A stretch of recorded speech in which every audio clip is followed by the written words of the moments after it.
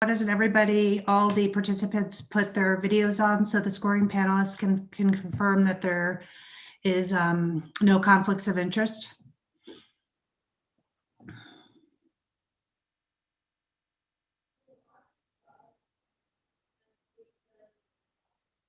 Scoring, Mr. Luxon?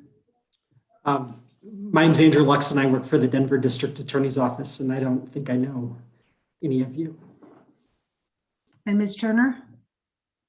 Thank you. I'm Caitlin Turner. I was most recently the elected DA in the 11th Judicial District. I don't recognize any of our students today. Great.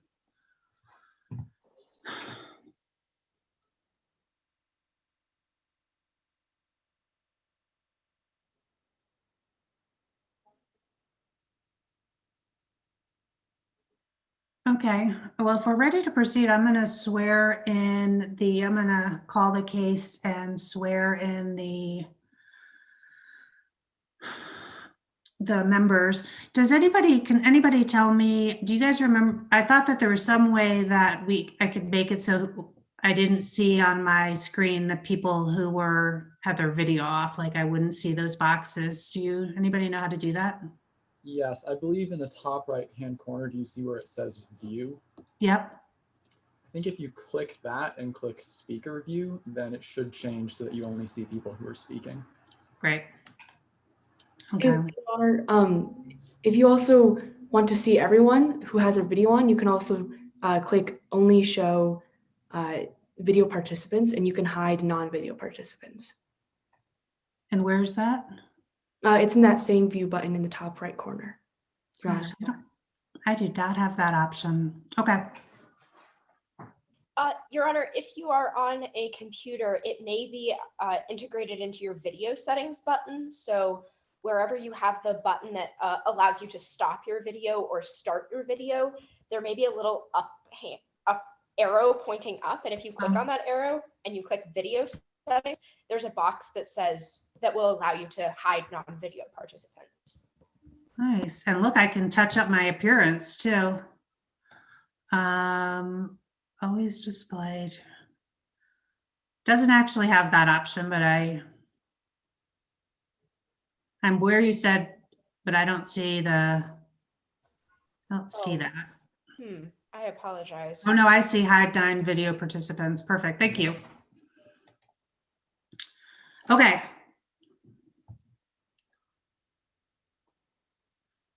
Like all members in the courtroom to stand for the swearing in. Team members, please raise your right hands. Team members, do you promise that the presentation you're about to give will faithfully and truthfully conform to the facts and the rules of the mock trial competition? Witnesses, do you promise that the testimony you are about to give will faithfully and truthfully conform to your witness statements, that you will not add material facts or opinions which are not contained in the case problem, and that you will follow the rules and procedures of the mock trial competition? Gallery members, including teacher and attorney coaches, family members, and friends, please raise your right hands. Do you promise to represent yourselves as positive role models and to behave in a manner that exemplifies ethical and professional sportsmanship during and after this mock trial round? Finally, scoring panelists, please raise your right hands. Do you promise to adjudicate the mock trial competition as fairly and objectively as possible in accordance with the facts, procedures, and rules of the mock trial competition? Okay. Do we have any counsel, do we have any preliminary matters? Yes, Your Honor, a few preliminary matters. You may go ahead. Your Honor, does the court have a copy of the prosecution's trial roster? I do not. Is that something you can provide? Your Honor, I don't think I'm able to provide that. Your Honor, does the panelists have a copy of the trial rosters? Panelists, do you have a copy of the trial rosters? No. In that case, Your Honor, may we introduce ourselves before we begin the preliminary matters? Yep, that sounds like a good idea. Why don't you all enter your appearance starting with the prosecution? Yes, Your Honor. Your Honor, members of the jury, opposing counsel, my name is Angela Wu. I'll be delivering the opening statement, conducting the direct examination of Detective Jordan Markowitz and the cross-examination of Avery Becker. Good afternoon, Your Honor, members of the jury, opposing counsel. My name is Olga Rapenka, and today I will be conducting the direct examination of Kyle Kuzak and directing the cross-examination of Blake Van Owen. Good afternoon, Your Honor, members of the jury, opposing counsel. My name is Sophie Gebhardt, and I will be conducting the direct examination of Alex Fuentes, conducting the cross-examination of Taylor Perkins, and delivering the closing argument. Your Honor, at this time, may we introduce our witnesses? That would be great. Your Honor, members of the jury, and opposing counsel, my name is Desta Soma, and I am Detective Jordan Markowitz. Good afternoon, Your Honor, members of the jury, and opposing counsel. My name is Emma Gamber, and I am Alex Fuentes. Your Honor, members of the jury, opposing counsel, my name is Peyton Burnett, and I am Kyle Kuzak. Your Honor, that is all the members of our team. Great. And can we hear from the defense, please?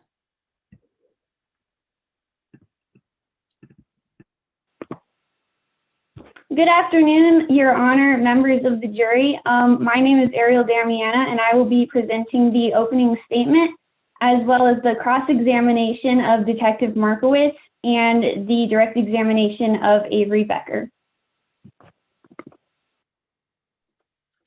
Good afternoon, Your Honor, members of the jury. My name is Reese McKinney. I am going to be delivering the direct examination of Taylor Perkins as well as the cross-examination of Alex Fuentes. Good afternoon, Your Honor, members of the jury. My name is Colton Littlewood, and I will be doing the cross-examination of Kyle Kuzak, the direct examination of Professor Blake Van Owen, and the closing argument.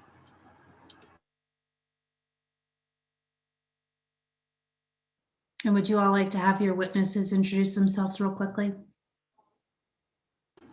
Yes, Your Honor.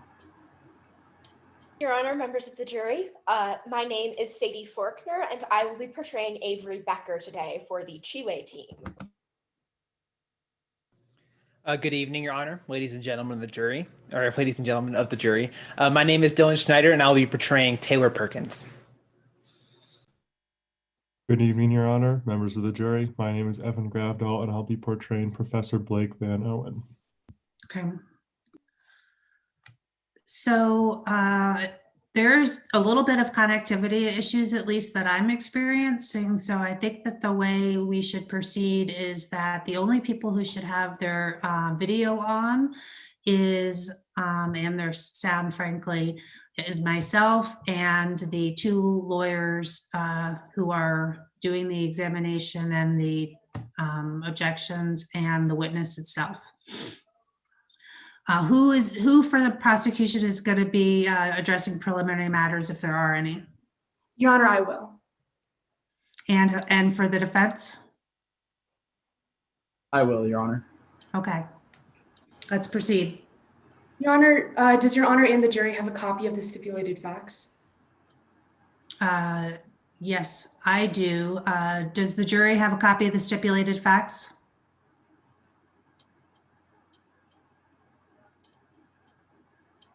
Yes. Yes. Your Honor, we request that our attorneys be allowed to stand for opening statement, closing argument, direct examination, and cross-examination, as our cameras have already been set up for standing. That's fine with me.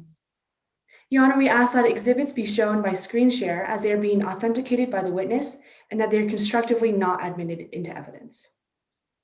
That works. Your Honor, if I may, we would actually object to that and request that we be allowed to constructively admit exhibits by assuming that the jury already has access to copies. You know, I think it would be helpful for the jury in this case to be able to publish them on the screen. And for the witness, so people know what's going on and don't have to be going back and forth between screens. Go ahead, Ms. Wu. Your Honor, just to clarify, as they've been authenticated by the witness and before they've been entered into evidence, are we constructively allowing them to be admitted into evidence? No, we're just, you can publish them in a share screen. We will pretend that the jury can't see them, and I will let you know whether they're going to come into evidence or not. Yes, Your Honor.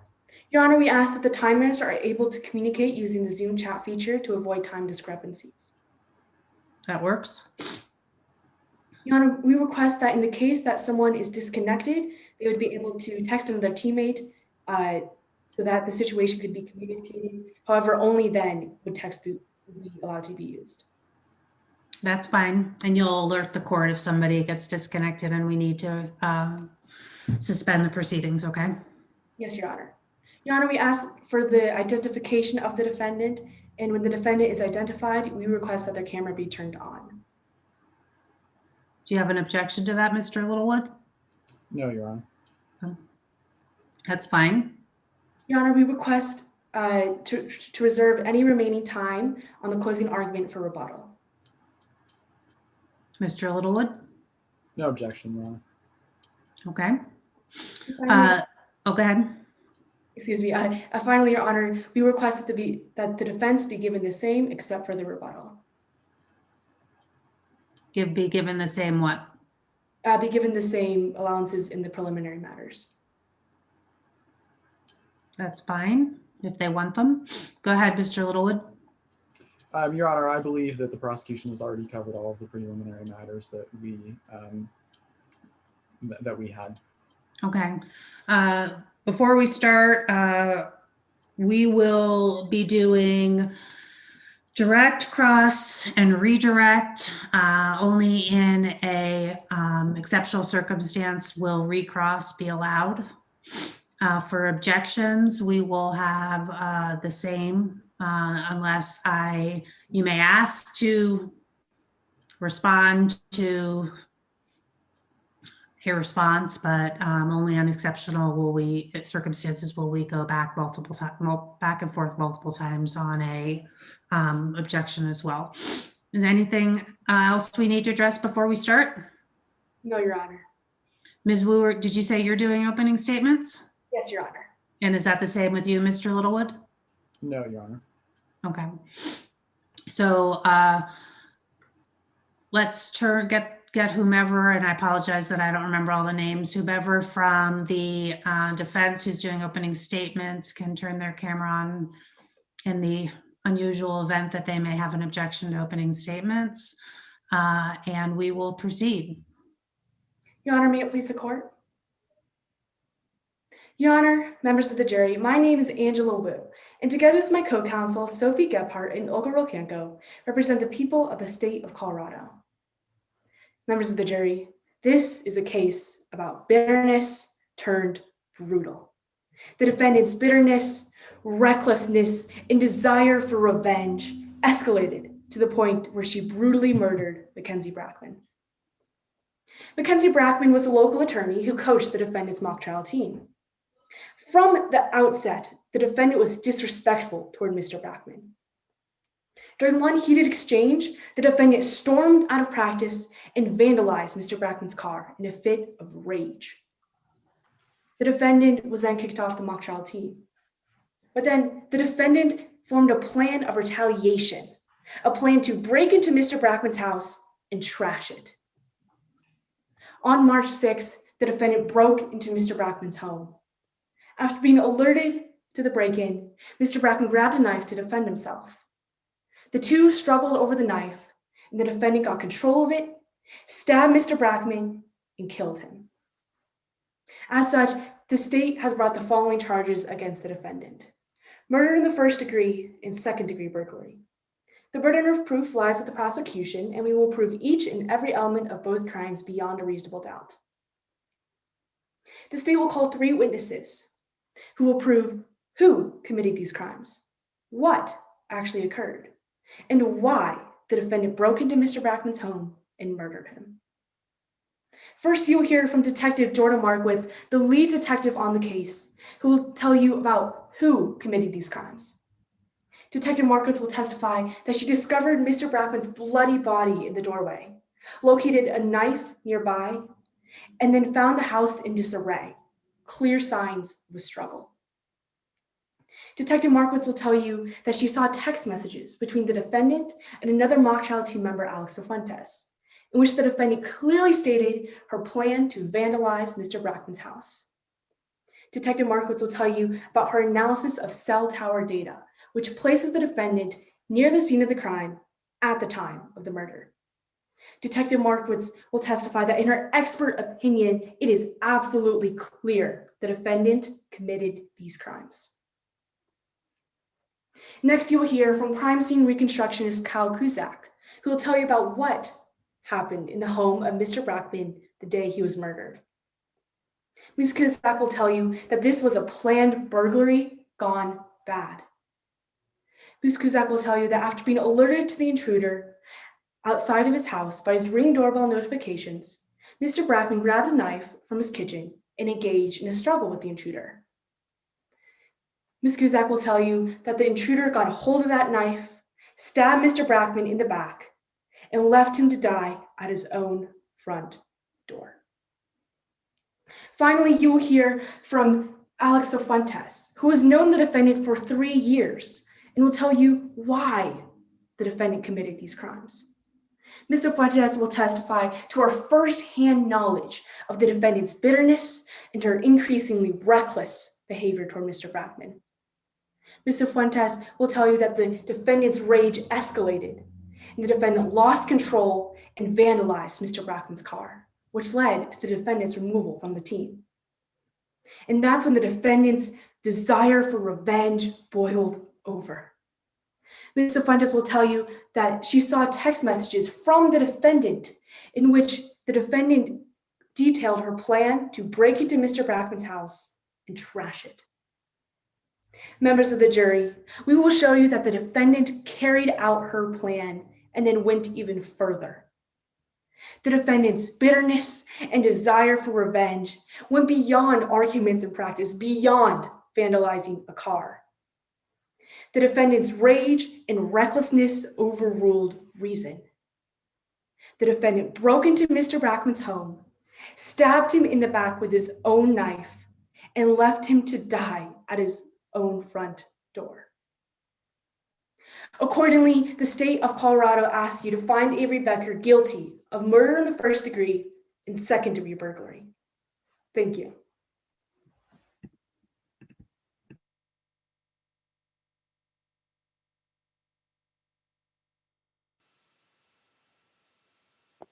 Your Honor, I believe you're muted. Sorry, Your Honor, you were on mute. I apologize. Ms. Damiano, are you ready to proceed?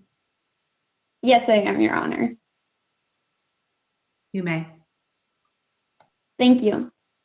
Your Honor, and ladies and gentlemen of the jury, we are complex people with complex problems, and complex problems don't have simple answers. The case the prosecution will present for you today is an attempt to answer a complex problem, Mackenzie Brackman's tragic and untimely death, with a simple answer. Avery Becker didn't like Mr. Brackman and therefore must have killed him. Simple, right? But what you will see when you look below the surface of the prosecution's case is that their simple answer doesn't make sense. It doesn't make sense because Avery Becker did not kill Mackenzie Brackman. The defense will present the defendant, Avery Becker, and her alibi, an alibi that was never investigated into by the police on the prosecution's side, despite their knowledge of one. Today, instead of speculation on part of the police, Avery will get up on the stand and tell you herself where she was when Mr. Brackman died. She was at the mall with her friend, Taylor, looking for her missing phone. But you don't just have to take Avery's word for it. Taylor Perkins will also tell you that she and Avery were at the mall looking for Avery's phone at the time of Mr. Brackman's murder, March 6th, and had no intention of ever going near Mackenzie Brackman's home, especially since they didn't even know his address. Ms. Becker will also illuminate the nature of her relationship between herself and the late Mr. Brackman, how it was one of expected high school frustration, but certainly not murder. Not only this, but Ms. Becker will also testify to her relationship with Alex Cifuentes, showing that they were hardly close confidants, certainly not close enough to exchange the strain of text messages received by Detective Markowitz. Most importantly, though, ladies and gentlemen, Ms. Becker will explain how her short-lived, rash behavior after the regional tournament did not push her further into violent behavior, but rather to immediately see the error in her own ways and abandon such behavior. It didn't push her to plan to break into Mr. Brackman's house, but, as she will explain, motivated her to make amends for her past behavior and apologize. Unfortunately, despite her best efforts, she was never able to apologize, as Mackenzie Brackman was murdered shortly after. Ms. Becker will appear before you all today with this apologetic spirit, certainly not one of unbridled violence. The defense will also present Blake Van Owen's investigation into the murder of Mr. Brackman, which takes into account the pieces of evidence the prosecution has ignored. Mr. Van Owen, an experienced private investigator, will explain what exactly happened on March 6th, using detailed analysis of both evidence gathered by the police and evidence the police failed to gather, including the phone records of Taylor Perkins, which show Perkins in the vicinity of the mall at the time of Brackman's murder, lining up with Becker and Perkins' alibi. As you will see, the clean line of events Detective Markowitz and Kyle Cusack have constructed from the evidence they found at Mr. Brackman's home on March 6th does exactly this. Today, the defense will show you that Detective Markowitz initially thought a former client could have killed Mr. Brackman, but failed to investigate any of those former clients, their whereabouts at the time of the murder, or even their names. The detective also failed to interview 7 out of the 9 members of the mock trial team, as well as failed to investigate the phone records of Alex Cifuentes. In short, the detective failed to investigate any theory that may have contradicted her own simple answer. Similarly, the defense will show that Kyle Cusack failed to consider that the knife used to murder Mr. Brackman and the knives Mr. Brackman had in his kitchen block were of completely different brands. He also failed to investigate the Ring doorbell records of Mr. Brackman, records which were vital to the line of events displayed in their theory of the case. Not only this, ladies and gentlemen of the jury, but the defense will present to you both Mr. Cusack and Detective Markowitz's striking negligence in investigating any subjects besides the defendant, Avery Becker. Mackenzie Brackman also had a life of his own as a criminal defense attorney, so Kyle Cusack and Detective Markowitz have narrowed a complex life into the confines of a single high school mock trial team. As stated before, none of his previous clients were investigated, nor any other possible subjects from other facets of his life. Ladies and gentlemen, today the prosecution must convince you beyond a reasonable doubt that Avery Becker is guilty. However, the evidence they have built their case on only reveals a simple answer to a complex problem. The defense will make clear that there are pieces of evidence and alternative theories to the case that point in a direction other than a simple, startlingly clear story, that true justice was ignored in favor of a simple, clean answer. We implore you to cast not guilty. Thank you.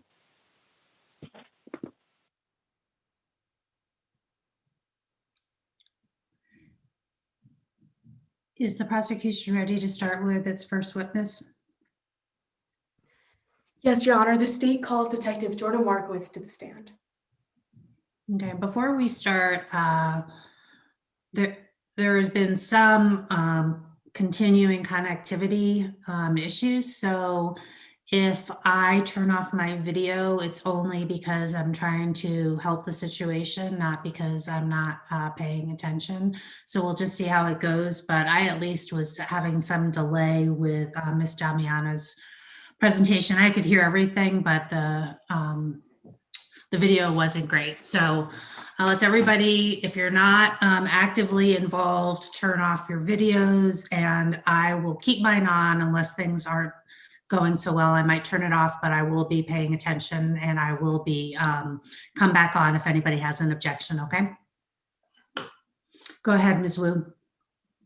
Why don't you tell us again who the witness is?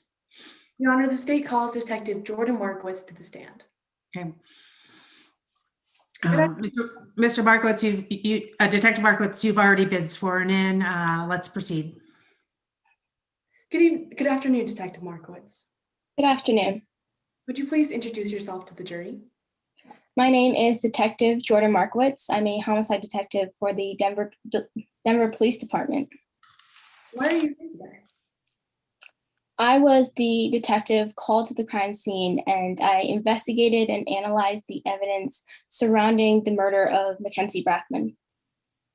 How long have you been with the Denver Police Department? I've been at DPD for roughly 13 years and worked as a detective for 7. Do you have specialized experience in any field? Yes, I have specialized training with cell phones, including a certification from the American Academy of Law Enforcement in cell phone technology and forensic data recovery. How did you earn the certification? I took a course offered by the Academy, which included intensive training and testing. Your Honor, pursuant to Rule 702 and 703, I tender Detective Jordan Markowitz as a qualified expert in the fields of crime scene investigation, forensic data recovery, and cell phone technology. Any objection, Ms. Damiano? Yes, Your Honor. Permission to voir dire this witness. Permission granted. Thank you, Your Honor. Good afternoon, Detective Markowitz. Good afternoon. You did a 3-day training in cell phone technology and forensic data recovery? Yes. You don't have any other training in cell phone technology or forensic data recovery? I do not. I have lots of prior experience before I took this training. But you don't have a degree in forensic data recovery? I have a certification from the American Academy of Law Enforcement. You don't have a degree in cellular electronics, though, only that certification. As I took this training and received the certification, yes. And you've never had an update on this course that you took? I took this training and I was certified as an expert by the American Academy, and they have determined that this training is adequate in becoming an expert in this field. That may be true, Detective, but you never had an update on this course. Besides, on a regular basis, as I use it, I have not. Your Honor, forensic data recovery is a highly technical area of expertise, and based on the fact that Detective Markowitz obtained her certification from a 3-day course alone, the defense would like to object to this certification as an expert in forensic investigation and cell phone forensics. Ms. Wu, do you have a response? Yes, Your Honor. The length of this training goes to the weight of the opinion being given, not to the ability of Detective Markowitz to give that opinion. If counsel would like to cross-examine Detective Markowitz on that subject, I would not object. I'm going to admit Detective Markowitz as an expert, and Ms. Damiano, you are more than free to cross-examine the detective on her experience. Thank you, Your Honor. Detective Markowitz, you say you were called to a crime scene. When did you arrive? I arrived at 444 South Flower Street in Denver, Colorado at approximately 2:20 on Friday, March 6th. And what did you see when you first arrived? When I first arrived, I saw that the residence had been surrounded by the yellow police tape, and by a uniformed officer, I was directed towards the deceased, Mackenzie Brackman, a criminal defense attorney. And he was lying just inside of his front door in a pool of blood, and a large knife was on the floor beside him. And just outside of the home was a Ring doorbell camera. Did you notice any other Ring cameras? Yes, I observed one by the back door as I was entering the residence. So what did you see inside the residence? When I walked in, I could tell that the home was in slight disarray, as immediately to the right was the kitchen, and I observed a knife block on the counter with an empty slot, a drawer that was open and filled with knives.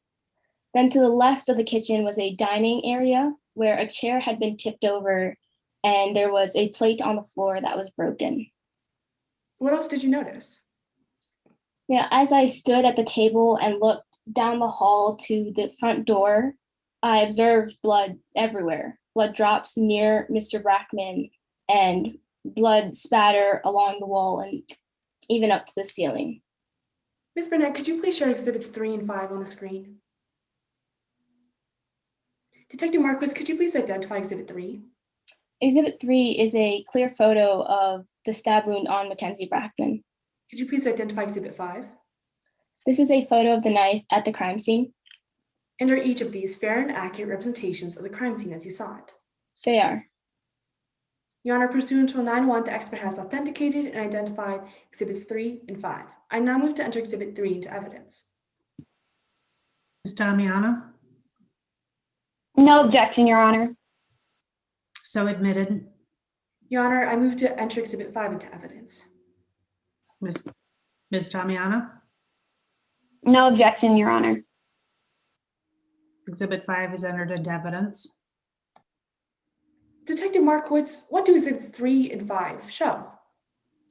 Exhibit 3 shows that Mackenzie Brackman had indeed been stabbed, and Exhibit 5 shows what was identified as the murder weapon.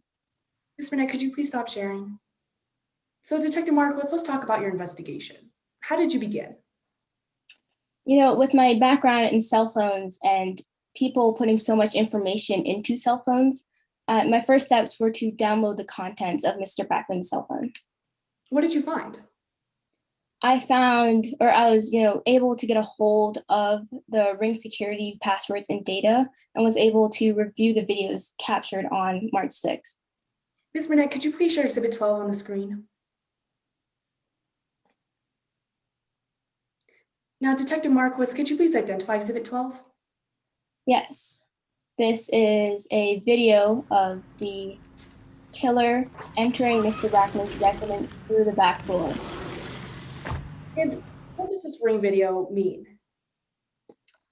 In my expert opinion, this Ring video and the evidence of the crime scene show that the intruder entered Mr. Brackman's home through the back door, and Mr. Brackman then engaged the intruder with a knife, which resulted in his death.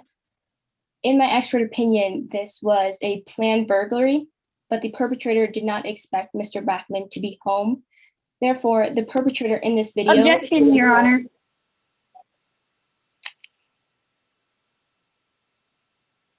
Oh, sorry, Your Honor, you're on mute.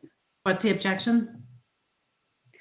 Speculation, Your Honor. While this witness can testify to their expert opinion pertaining to police matters, I'm not sure they could know the feelings of Mr. Brackman inside of that home. Response, Ms. Wu? Your Honor, this is not speculation, as this is Detective Markowitz's expert opinion based on a rationally based perception of these Ring videos and the evidence of the crime scene. The detective can testify as to what her perception is based on the video. She cannot testify as to what she speculates the victim was thinking, or the defendant. Yes, Your Honor. So, Detective Markowitz, could you please finish your answer? Yes, I had finished. Ms. Burnett, could you please stop sharing?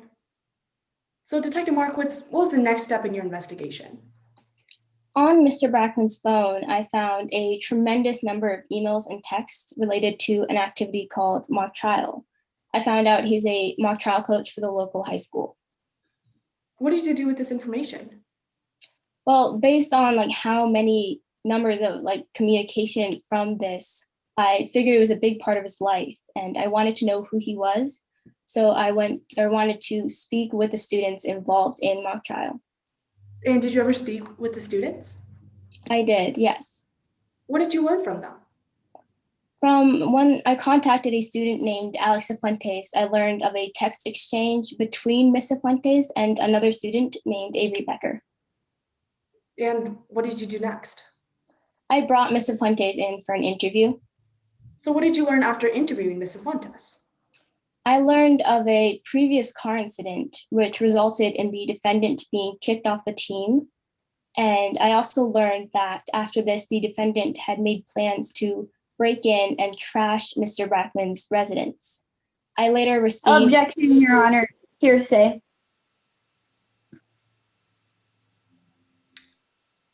I'm not sure what in the testimony are you saying is hearsay? The witness is testifying to something that was said in another conversation, not necessarily their own thoughts. Okay. So you're objecting to her description of what Mr. or Ms. DeFuentes told the detective. Is that correct? Yes, Your Honor. And Ms. Wu? Yes, Your Honor. Mr. Fuentes' statements to the detective are not by definition hearsay pursuant to 801C, as they're not offered for the truth of the matter asserted. They are offered to show Detective Markowitz's next course of action. Ms. Damiana? Your Honor, I do believe that these are shown for the truth of Detective Markowitz's line of events leading up to their ultimate conclusion to the case. Will Ms. DeFuentes be testifying? Yes, Your Honor. I'm going to let the evidence in on the basis that experts can rely on hearsay, and the fact that Ms. Damiano, you can cross-examine Ms. DeFuentes if you think anything that Ms. DeFuentes told the detective is not true. Thank you, Your Honor. So, Detective Markowitz, could you please finish your answer? Yes, as I was interviewing Mr. Fuentes, I later received screenshots that corroborated what I had learned during this interview. Ms. Burnett, could you please share Exhibit 14 on the screen? Detective Markowitz, could you please identify Exhibit 14? These are the screenshots I received. Is this a fair and accurate representation of the screenshots as you saw them? They are. Your Honor, pursuant to Rule 901, the expert has authenticated and identified Exhibit 14. I now move to enter Exhibit 14 into evidence. Ms. Damiano? Yes, Your Honor, I actually do have an objection to this. I don't believe that the prosecution has authenticated that this is a conversation between Ms. Becker and Alex Cifuentes. There is no date on these text messages or a phone number to identify that this is, in fact, Avery Becker's phone number. So I would object under Rule 901 and Rule 103, as there are duplicates.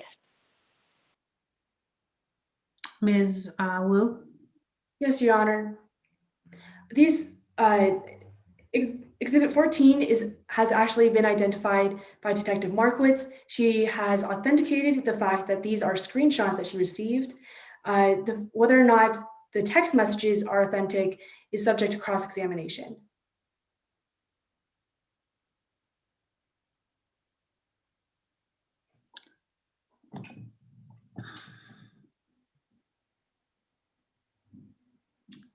Objection overruled. The text messages can come in.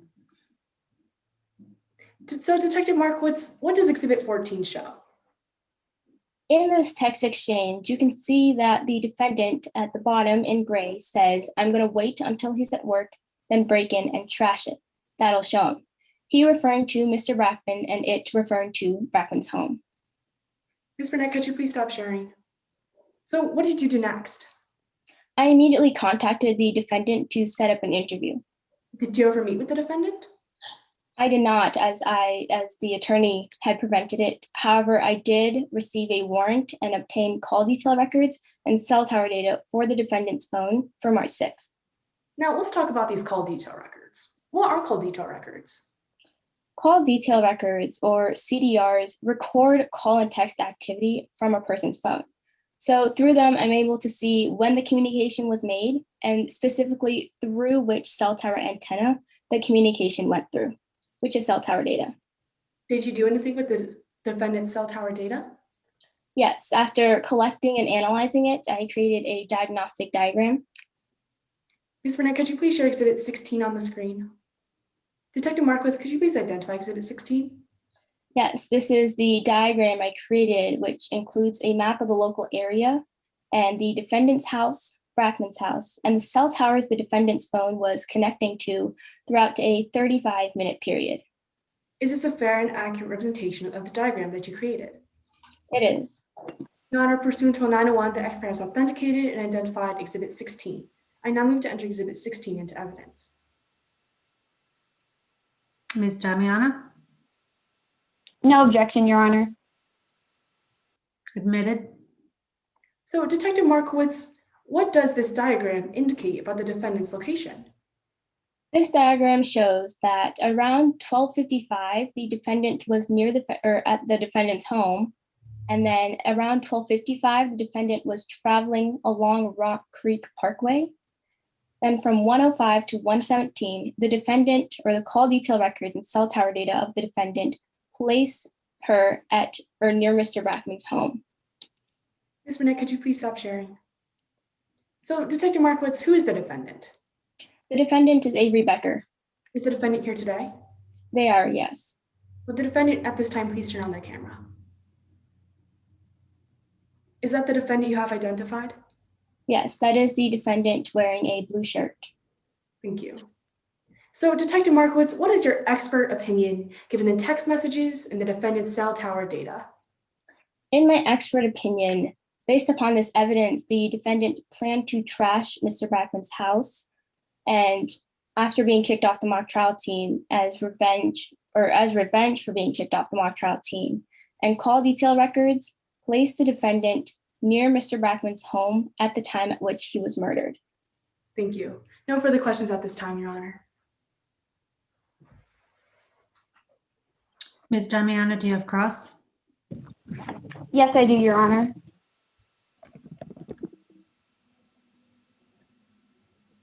You may proceed. Thank you. Detective Markowitz, upon your initial investigation into Mackenzie Brackman's death, you found that Brackman was involved as the coach of a CHS mock trial team? As I previously stated, yes. And at first, you thought it seemed highly unlikely that Brackman's activity with the mock trial team had anything to do with his death. You know, beginning this investigation, I did not expect a high schooler to commit these crimes.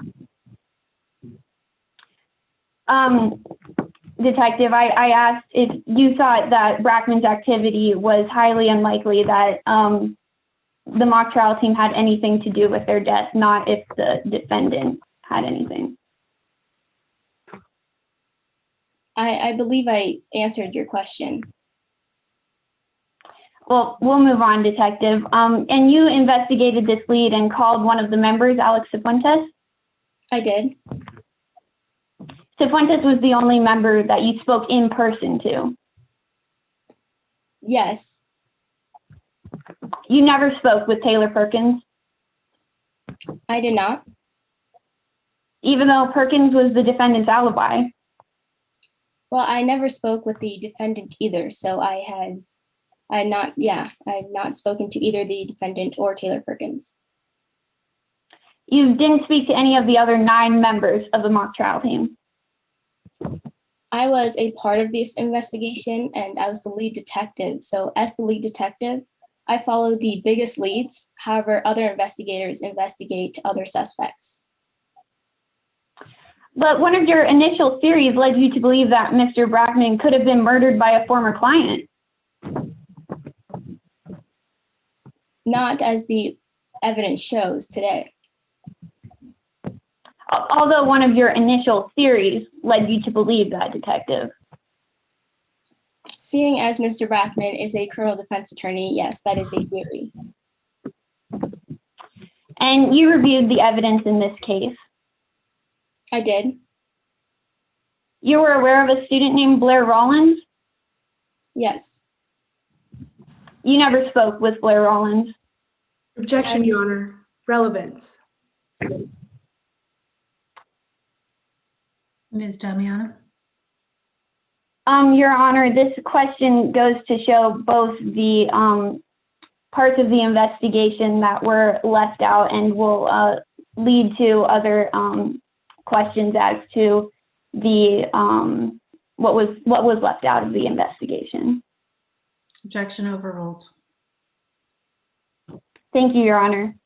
You never spoke with Blair Rollins, Detective? I did not. You never checked his attendance records on the day of the murder? I did not. I don't know. Blair is not the suspect in question. But you never investigated any former clients of Brackman, is that correct? I begun an investigation into Blair Rollins. However, evidence did not provide me into further investigating into Rollins. And you never went to Brackman's office to examine any of his files? I did not. I was at the crime scene. And you never got a list of people Brackman represented. I did not, as the evidence provided me with a different lead. Moving into your area of expertise, Detective, concerning cell phone technology, you are aware that a cell phone will not always connect to the nearest tower. It is rare, and there are certain reasons for in this specific case where it is more rare. However, that is true. So even if a cell phone is far from a tower, it may still connect with it. In the unlikely scenario that does happen, that would be the reason. So even if Avery Becker's phone was far from a cell phone tower, there is a possibility that her phone could have still connected to it. Objection, Your Honor. Calls for speculation. Ms. Damiano? Your Honor, I believe that the witness is an expert in this area of cell phone technology and has already testified to Avery Becker's phone connecting to different towers. Objection overruled. Thank you, Your Honor. Detective, would you like me to ask the question again? Yes. So even if Avery Becker's phone was far away from a cell tower, there's a possibility her phone could have still connected to it. I believe I've answered your question. However, again, in the unlikely scenario that does happen, and in this case, it's less probable, yes. Now, you concluded that a number of calls were placed by Taylor Perkins on March 6th. Is that correct? The number in communication with the defendant was identified as Taylor Perkins. But you never investigated the call records of Taylor Perkins. I did not, as my evidence did not point me in that direction. But you received screenshots of a text conversation from Alex Cifuentes? That is true. You never took out a search warrant for Cifuentes' phone yourself? I did not. Instead, I directly spoke with Ms. Cifuentes. But you never even looked at Cifuentes' phone yourself? I did not. You never got Cifuentes' phone records? Instead, which is more reliable, talking to a person, I spoke with Ms. Cifuentes. But you never got Cifuentes' phone records? That is correct. Which is something you did do with the defendant Avery Becker's phone. I did, as I was not allowed to speak with the defendant. So you have the capability to pull phone records? That is part of my expertise. And the only evidence you have of these text messages are screenshots? And the interview with Ms. Cifuentes. And these screenshots were sent to you by Cifuentes himself? Herself, yes. I apologize, herself. Screenshots that do not show the date of the text messages?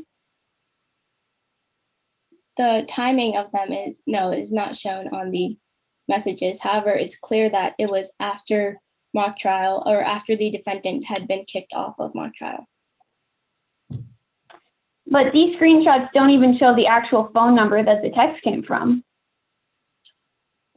As you can see on the screenshots, the same thing I can see. But they don't show the actual phone number. Is that correct, Detective? They do not. However, at the top, they label who the texts are coming from.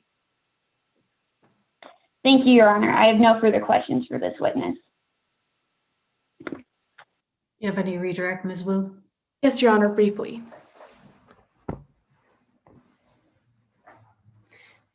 So, Detective Markowitz, are the screenshots that you received from Ms. Cifuentes authentic? They are, yes. And why is it less probable that the defendant's cell phone connected to a farther away cell tower? So basically the cell phone is seen as it is moving, and if cell towers are busy, the most likely scenario is that cell phones connect to a closer tower, and so as they are moving, it would collect to the closest tower. Thank you. No further questions, Your Honor. We will excuse Detective Markowitz. Thank you for your testimony, and the prosecution will call its next witness.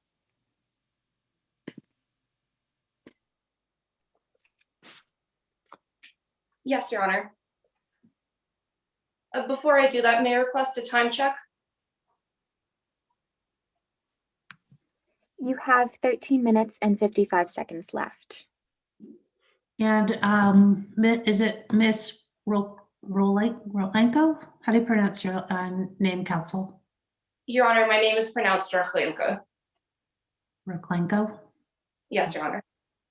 And Your Honor, at this time, the state calls Kyle Kuzak as its next witness.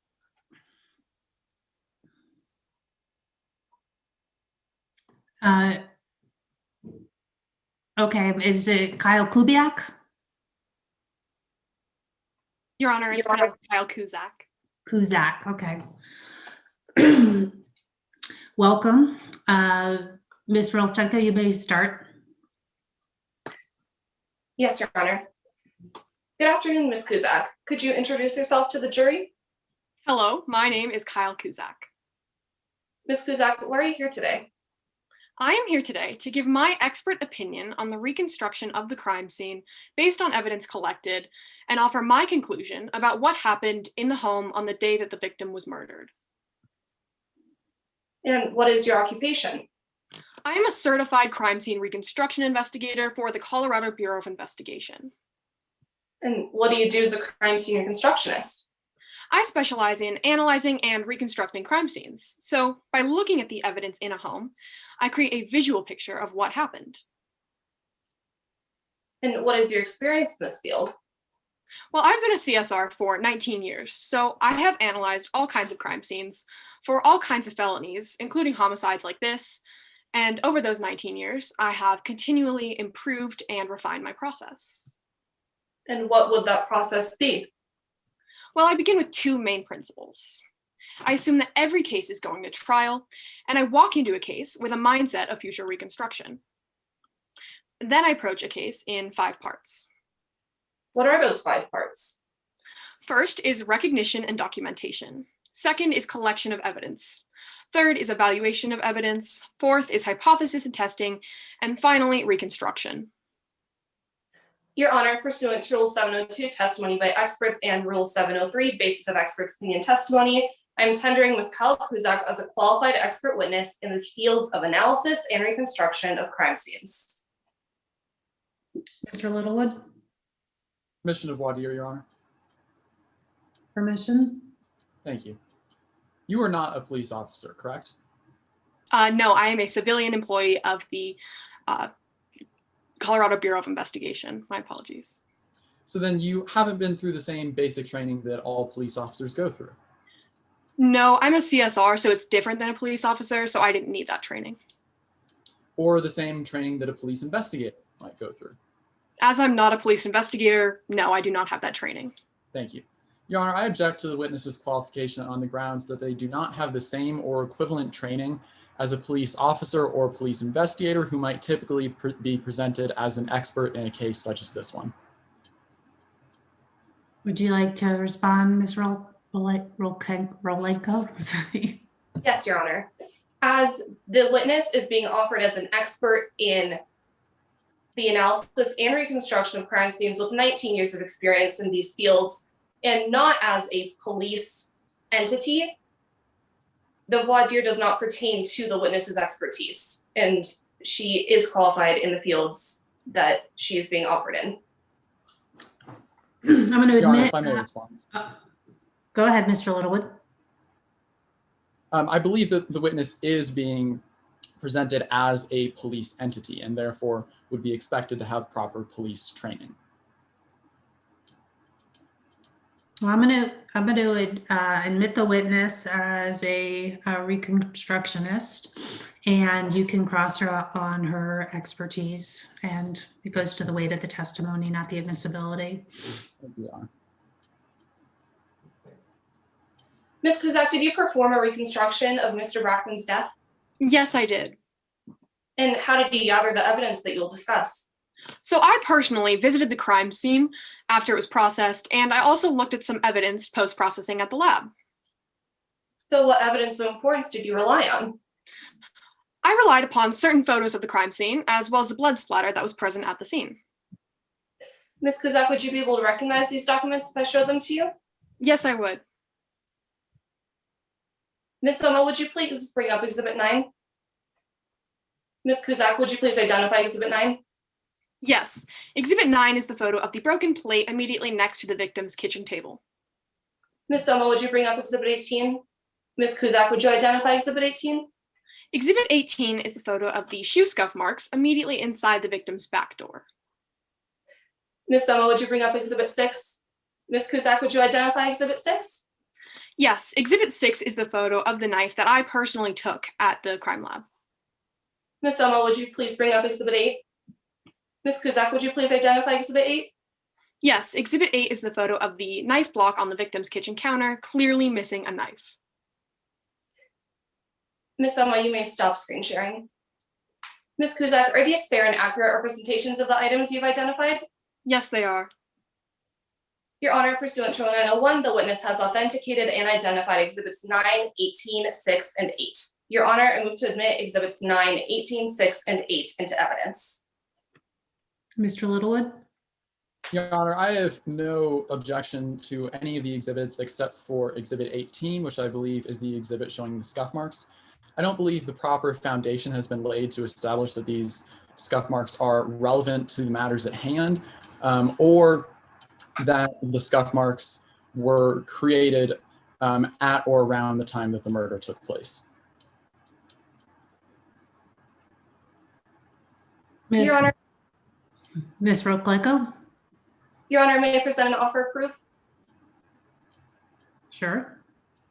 Your Honor, if allowed to testify and admitted with this exhibit, the witness will testify to how this is relevant, that being that these scuff marks were used within her reconstruction in order to show the progression of the struggle. Additionally, she will discuss why she believes that they were created at the time of the crime, and whether this is true or not may be subject to cross-examination, and if so, I will not object. Your Honor, if I may respond. Sure. I believe it would be more proper to lay that foundation before admitting the exhibit.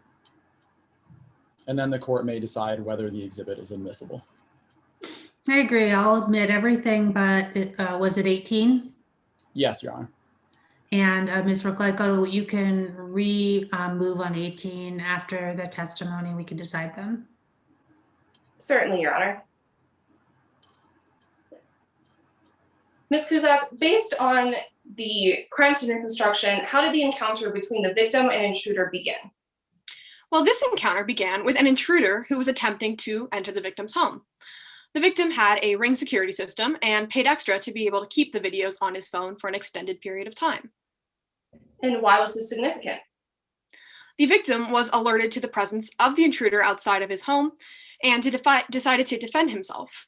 His decision to protect himself is what eventually sealed his brutal fate. Objection, Your Honor. Speculation. I believe that based off the evidence that has been presented, this conclusion cannot be arrived at based on the available evidence.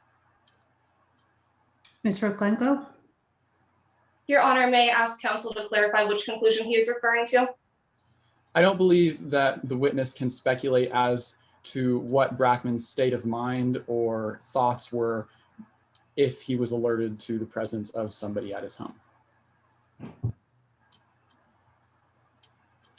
Ms. Rokleko?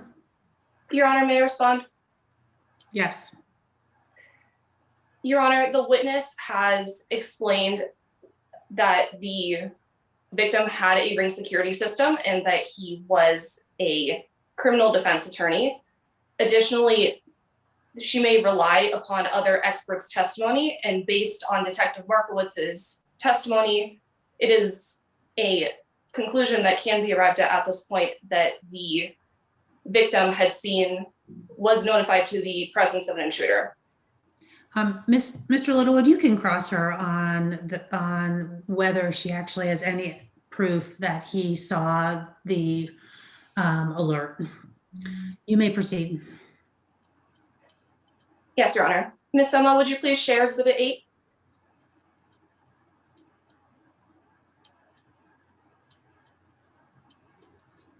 Ms. Soma, would you please share Exhibit 8?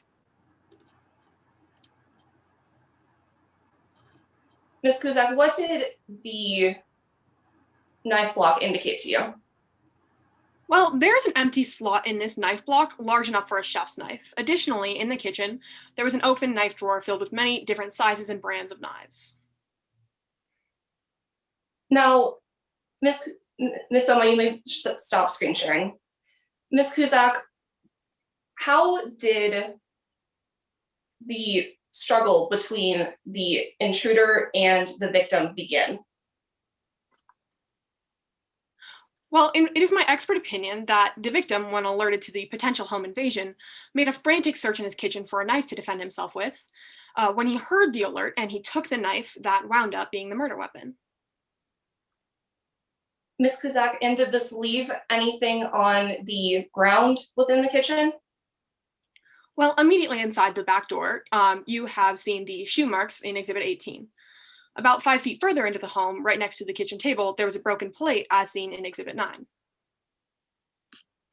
And Ms. Kuzak, why were there scuff marks on the floor? Well, we had already seen the intruder enter this in Exhibit 12. It is my expert opinion that almost immediately the struggle began. The victim was literally in a struggle for his life as soon as the intruder broke into his home.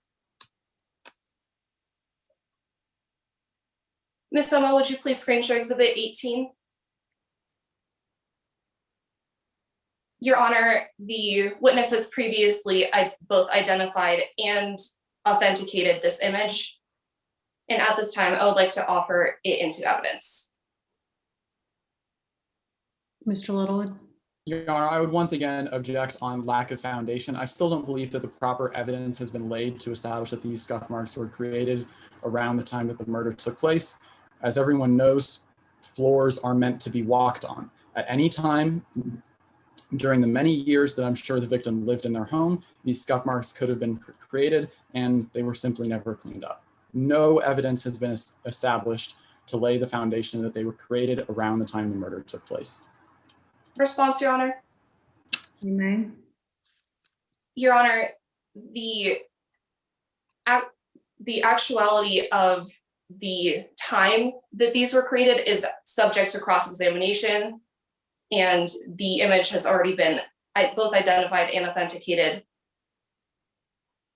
I agree that we'll let it in and it's a proper subject of cross. Ms. Soma, would you please stop screen sharing? Ms. Kuzak, what did those scuff marks tell you? Well, the scuff marks told me, as I previously stated, that the struggle between the victim and intruder began almost immediately when the intruder broke into the home. Objection, Your Honor, speculation. I don't believe that that conclusion can be arrived at simply because of marks on a floor. Once again, I would state that these scuff marks could have been created at any time during the many years during which the victim lived at their home. There's no way that the witness could know that they were created when the murder took place, and therefore no conclusions could be made off of them on that matter. Response, Your Honor. I'm going to overrule the objection on the same basis as the last one. It's a perfect subject of cross. Yes, Your Honor. Now, Ms. Kuzak, what did the broken plate indicate to you? While fighting over the knife, the struggle would have moved very quickly toward the kitchen table, where they knocked the plate off the table, which shattered onto the floor. Let's discuss the progression of this struggle. How did you determine its path? Well, I followed the blood splatter. Starting within a few feet of the kitchen table, there was a series of small droplets of blood leading toward the front door. And did these help you form an opinion? Yes. In my expert opinion, it indicated that the intruder had wrestled the knife from the victim and stabbed him just feet to the side of the broken plate. And what was significant about the stab wound? Well, what we know now from the autopsy report is that the knife had glanced off of his pulmonary artery and nicked the victim's aorta. The knife was lodged in his scapula, or more commonly known as the shoulder blade, which prevented major blood loss, but it did leave a trail of blood droplets. At that point, his fate was officially sealed. And where did the trail of blood droplets lead? Well, the blood splatter was leading toward the front door, and so that's where I went.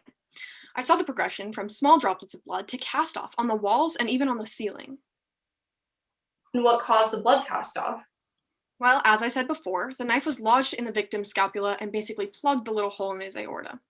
His natural instinct would have been to remove the knife, which he did, and he obviously began to bleed very quickly and would have died soon after. And how was the victim's fate finally sealed? Well, this led to the small hole in the aorta being unplugged, which would have sprayed blood through the entry wound and onto the walls and ceiling. He would have died very rapidly after the knife was removed due to the massive blood loss. Where was the knife later found? Finally, the murder weapon was on the floor right behind the victim's body, and the victim's actual body was right inside of the front door. Ms. Kuzak, what is your expert opinion on what occurred on the day Mackenzie Brackman was murdered? My expert conclusion is that this was a planned burglary gone bad that led to the tragic and brutal murder of the victim, who through the course of a struggle was literally stabbed in the back by the intruder. Thank you, Your Honor. No further questions at this time. Mr. Littlewood, you may proceed. Thank you, Your Honor. I'm going to start with some questions about the security camera footage. You are aware that push notifications can be turned off on the Ring app. Yes, they can. However, in this case, it was more likely that they were on. But you didn't obtain records from Ring to see if the victim had disabled push notifications. No, unfortunately, I did not have those records available to me. You just assumed that he had them enabled for your investigation. It was very logical to make this conclusion based on the fact that he is both a criminal defense attorney and that he had the system, which was made to alert people to intruders outside of their homes. So that's a yes. You just assumed he had them enabled. It was a logical conclusion, but yes. And you reviewed Professor Blake Van Owen's report for this case. Yes, I was able to review his report. So you were aware of Blair Rowland's involvement as a possible suspect? Possible, but not probable. In fact, you regarded Blair Rowlands as a possible suspect early on in your investigation.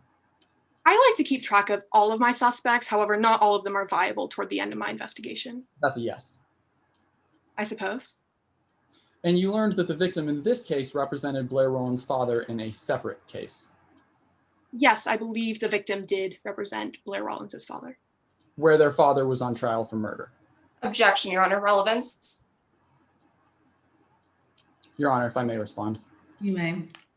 Your Honor, this is merely foundational to establish the lack of an investigation that this investigator took in regards to suspects other than Avery Becker.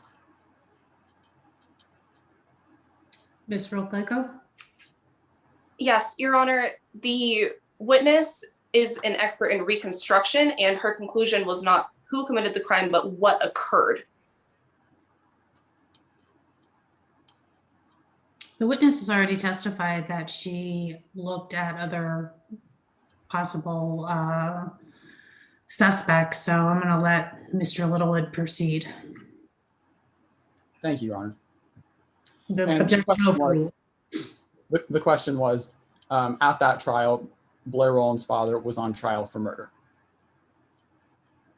I wasn't necessarily involved in that trial. However, I guess that is what happened. Yeah. And through the course of that trial, he was sentenced to life in prison. Yes, that was the conclusion the jury came to. And you never checked Blair Rowland's attendance records for the day of the murder. Considering my job was to reconstruct the crime scene, not check attendance, that was not what I did, no. Your job is to construct a complete idea of what happened at the crime scene. Yes, what happened in the home on the day that the victim was murdered, not who did it. And you were aware that Blair Rowlands has disappeared following the victim's death. That does not affect what happened in the home. Yet, part of your job is still to develop suspects. A small part of my job, however, that is not what I'm an expert in this case. And still, you never tried to find Blair Rowlands. Again, that's not my job. Outside the area of the witness's expertise. Your Honor, if I may respond. Sure. I believe it has been well established that part of the witness's job is to find suspects for the crime that they are investigating, and part of their job might be trying to discover where those suspects currently are. Response, Your Honor. Okay. It is the job of the police, Your Honor, not the job of the crime scene reconstructionist to identify the suspects. And while Ms. Kuzak did track different people in order to reach her conclusion was not who did it. And so whether or not she tracked attendance records or looked at possible suspects is not within her area of expertise, nor is it within the scope of her conclusion. I'm going to uphold the objection as beyond the scope of the direct. You may During your investigations, you used a flowchart to keep track of case details for this case. Yes, I did. And the details shown in this flowchart are details you learned from an interview with Detective Markowitz. Partially, the events in my flowchart are a macro perspective on what happened based off of my inspection and reconstruction. Thank you. Now, moving on to some of the material evidence, it is your opinion that the knife the victim was stabbed with came from the knife block in the kitchen. It would not have been unusual for someone to replace a chef's knife, as it is a very essential kitchen item. That's not the question I was asking. It is your opinion that the knife the victim was stabbed with came from the knife block in the kitchen. Yes, that's the most logical conclusion. And this knife had a silver blade and handle cast from one piece of metal. Yes, it was a beautiful knife, actually. And the knives in the knife block all have black handles. Yes, but that's hardly relevant to this knife. And upon further inspection of the knife used as the murder weapon, you discovered it was a Chicago cutlery knife. The brand is hardly relevant in this case. Meanwhile, the knives in the knife block were from a J.A. Henkel's knife set.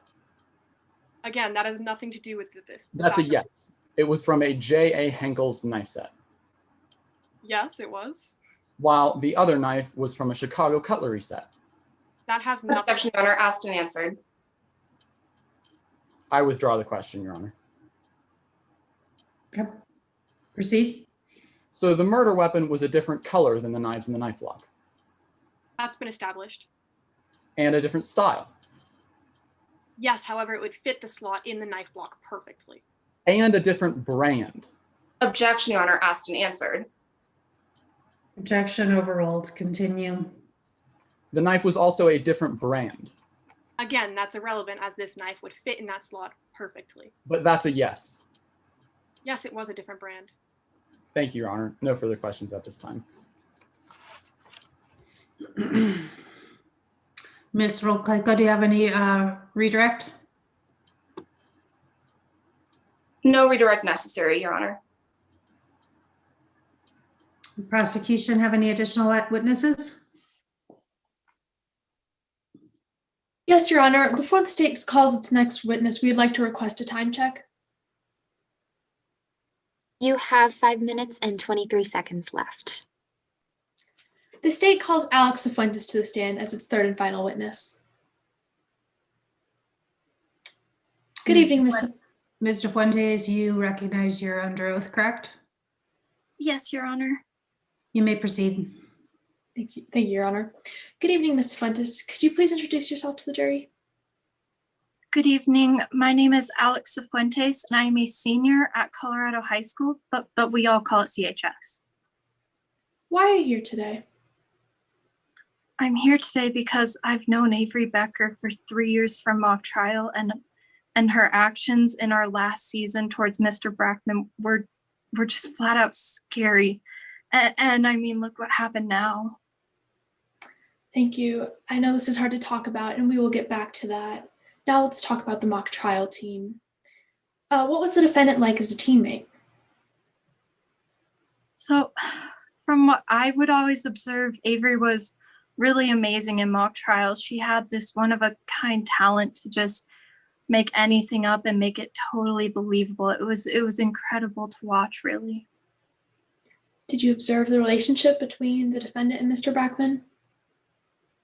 All the time. We all attended practices together, so it was what we all would see all the time. What did you observe?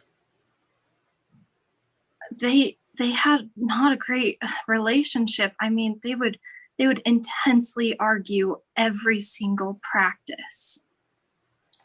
Let's talk more about some of these arguments you observed. Who instigated them? From what I saw, it was always Avery after Brackman had asked her, could you be to practice on time next time, or could you be prepared? And she would just lose it and get up all in his face and get super angry. Is there any argument in particular that sticks out to you? There's definitely this one argument. It was the practice after regionals, and they were just, it was a different level. What do you mean by that? Well, so Coach Brackman was giving us tips about how to be better for our next competition, and Avery, out of nowhere, stormed out of practice, totally enraged at him. What happened after the defendant stormed out of practice? She went out of control. She took a permanent marker and went all the way through the parking lot to Mr. Brackman's car to write worst attorney award on the hood of his porch. It was insanity. What happened after the defendant vandalized Mr. Brackman's car? Mr. Brackman had no choice at that point. He had to kick her off the team. What happened after the defendant was kicked off the team? She reached out to me through text asking if I could talk to Mr. Brackman about letting her back on.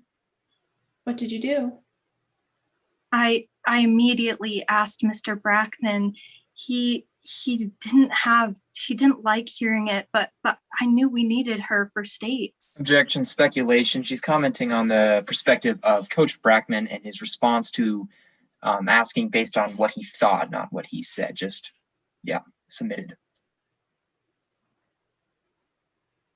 Response, Your Honor. Yep. Your Honor, this is a rationally based perception from the witness as she was with Mr. Brackman and asked them his question. Then she would be able to gauge his reaction from said interaction. Objection granted. The witness may not testify as to what Mr. Brackman was thinking. Ms. Fuentes, let's talk more about this conversation. Ms. Burnett, would you please bring up Exhibit 14? Ms. Fuentes, could you please identify this exhibit? These are the exact text messages that I had on my phone from Avery. How did the defendant respond when she wasn't allowed back on the team? She Objection. This is cumulative evidence. Detective Markowitz has given a detailed testimony on the contents of these messages. Therefore, commenting on them is simply cumulative. The point has already been made. Ms. Gephardt. Your Honor, this is the witness's personal testimony regarding this exhibit, as she was the one who received these text messages, and it is the conversation from her. Thus, this would be very beneficial for the jury to view and to hear. If I may respond, Your Honor. Go ahead. The court has already heard the testimony and about this exhibit in particular. Therefore, it should almost speak for itself. The contents have already been gone over. Response, Your Honor. Objection overruled. You may proceed. Ms. Fuentes, how did the defendant respond when she wasn't allowed back on the team? She got really scary, and she started talking about this plan to break into Coach Brackman's house while he was at work and trash it, and how that would show him. It scared me. Ms. Burnett, would you please stop sharing the screen? Ms. Fuentes, then what happened? Well, I guess she did just that, because Coach's house was later broken into and trashed. Objection, speculation. This witness cannot testify as to the exact events based on an assumption that is the definition of speculation. Response, Your Honor. Yep. Your Honor, the witness is testifying to this conversation that she had, and then the following events that she later experienced, such as her knowledge of this trial and the events that happened to Mr. Brackman, as she later found out. I'm going to sustain the objection. The witness cannot testify as to who murdered the victim. She has no foundation to make that testimony. Yes, Your Honor. Ms. Cifuentes, to your observation, what happened following these texts? Well, from what I've heard from this entire thing and from the police officers, Coach's house was broken into and trashed. And it was taken a step further from the text to my coach being murdered. Thank you. No further questions.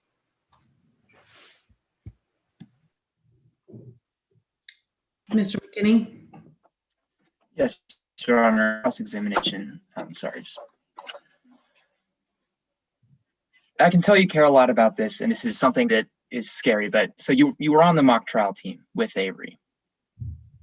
Yeah, I was. All 4 years. I was only with her for 3 years. She was a senior and I was a junior. Understandable, Mrs. Cifuentes. Teams are close, and so you were pretty close with Mrs. Cifuentes. Not Cifuentes, sorry, Mrs. Becker. I was pretty close with my whole team, yeah. I mean, you were best friends with her. I would consider my whole team my best friends. Despite this, you viewed Avery's attitude towards mock trial as lackadaisical. It definitely wasn't as much as the rest of us put in. It was you who asked Coach Brackman why he even put up with her. I was surprised after the arguments that they had that he would put up with a student coming at him like that.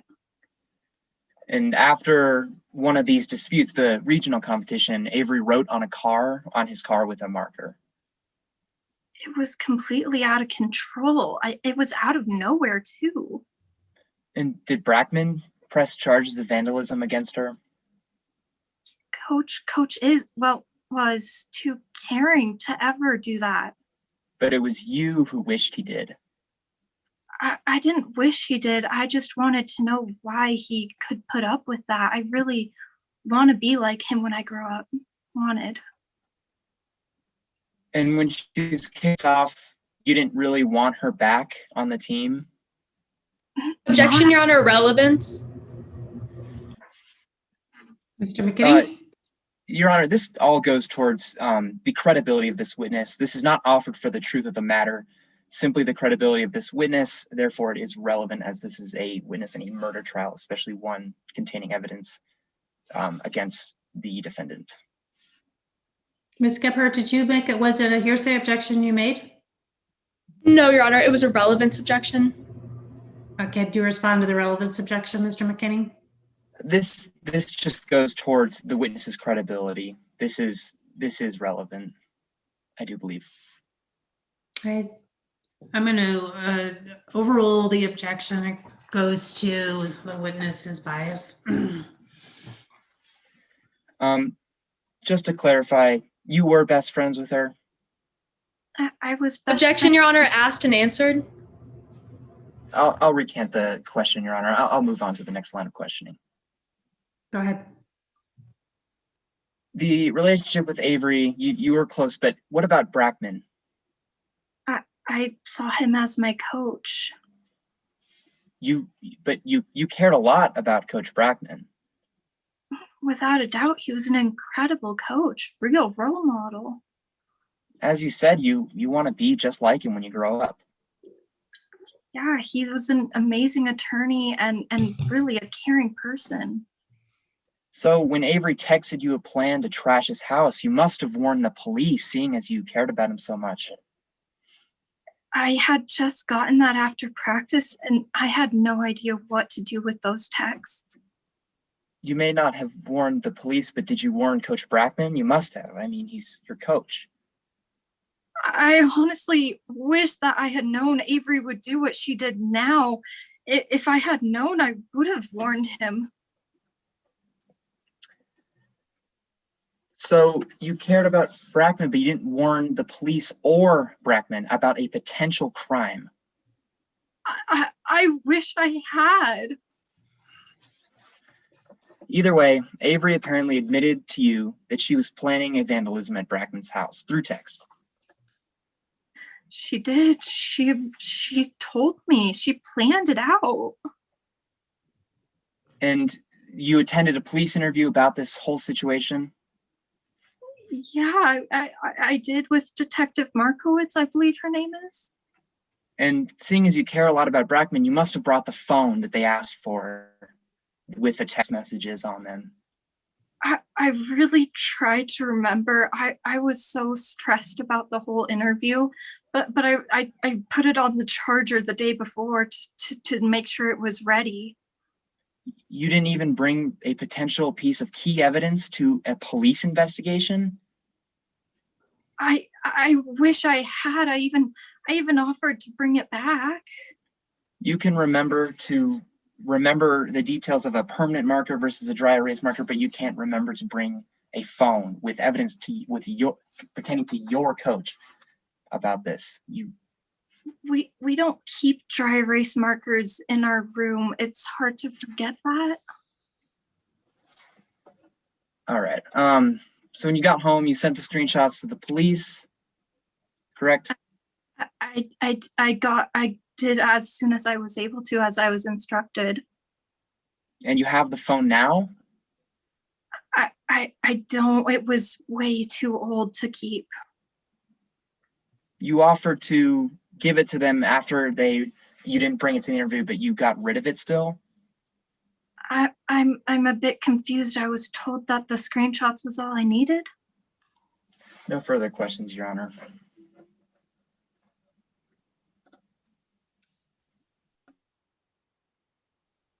Is that the close of the prosecution's case? Your Honor, before the prosecution rests, we would just like to confirm that exhibits 3, 5, 14, 16, 9, 18, and 6, and 8 have all been entered. That's my understanding. Is that your understanding, Mr. McKinney? Yes, Your Honor, there hasn't been any exhibits not admitted, as they mentioned. Your Honor, the prosecution rests. Okay, we're going to take a 2-minute break before the defense starts the case. I'd like everybody to be back here at 6:04.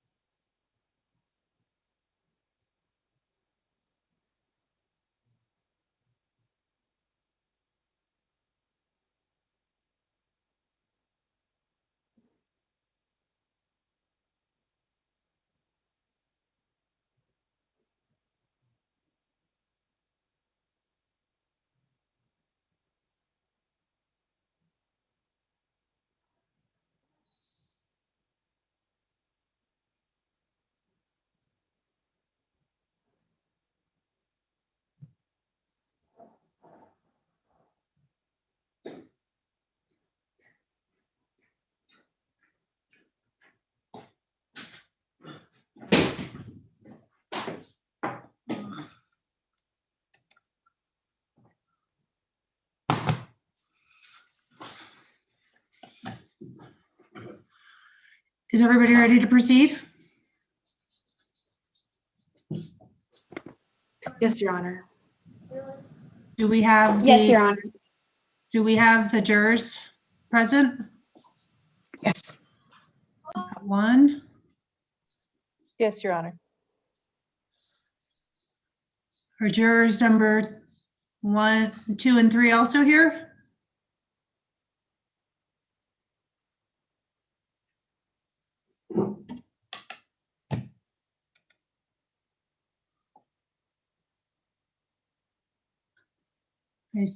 I see you, Mrs. Strada. What about Mr. Luxon? Are you present?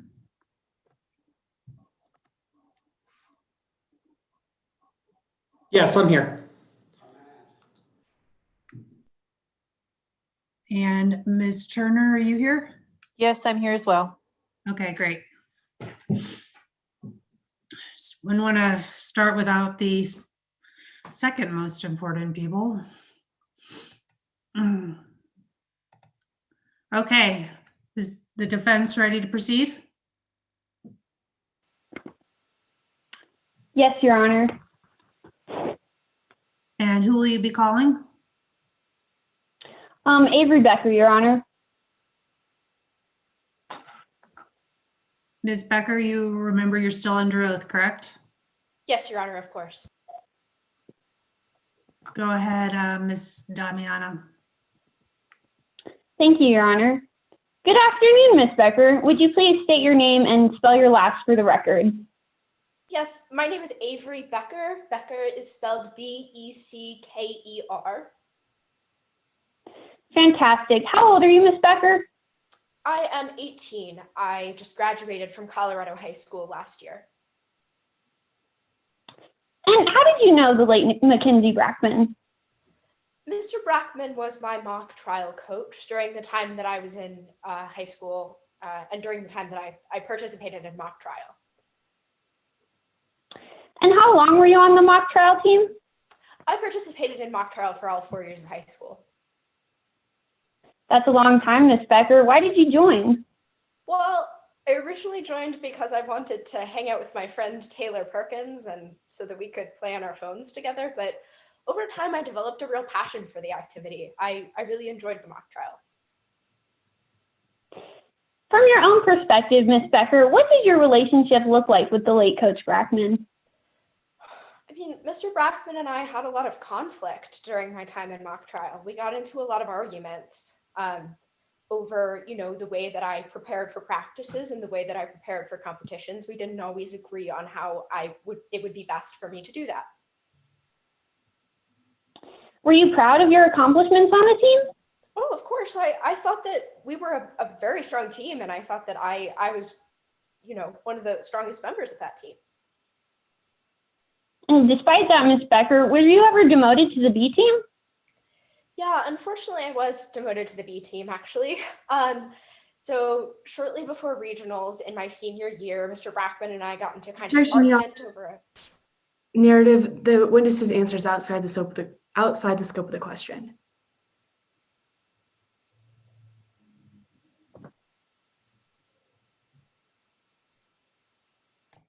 Ms. Damiana? Your Honor, I believe that what Ms. Becker was going to say was inside the scope of the question. Okay, why don't you repeat the question and Ms. Becker, just make sure to be responsive, please. Certainly. Thank you, Your Honor. Ms. Becker, were you ever demoted to the B team? Yes, I was demoted to the B team once over an argument that I had with Brackman. When did that argument happen? It happened shortly before the regional competition in my senior year. Why did it happen, Ms. Becker? Well, Mr. Brackman and I disagreed on the way that I had prepared for practice, and we got into an argument over it. Did you ever regain your position on the A team? Yes, I did. Taylor Perkins quit the A team in order to allow me to rejoin, which was very gracious of him. Yes, it was. And were you proud of how you performed at the regional tournament? Yeah, I thought that my team did very well, and I thought that I did well in addition. How were you received by Mr. Brackman and the rest of your team afterwards? Well, unfortunately, Mr. Brackman and I got into a bit of an argument after the regional competition because we disagreed on how well I had done at that competition. How did that disagreement affect you?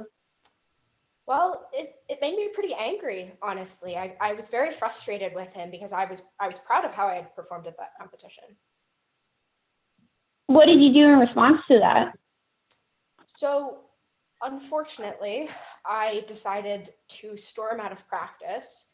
And when I got outside, I realized that I had a marker in my hand and made the extremely misguided decision to write Worst Attorney Award on the hood of Brackman's vehicle, which was wrong in hindsight. And from your own perspective, how did Brackman respond when he saw that? I mean, he seemed pretty frustrated, as anyone would be, and he kicked me off the mock trial team altogether. How did you feel about that? I mean, at first I was pretty angry and upset about that, but after a while, I became very remorseful about having written on his car because it was absolutely the wrong decision. Did you ever apologize?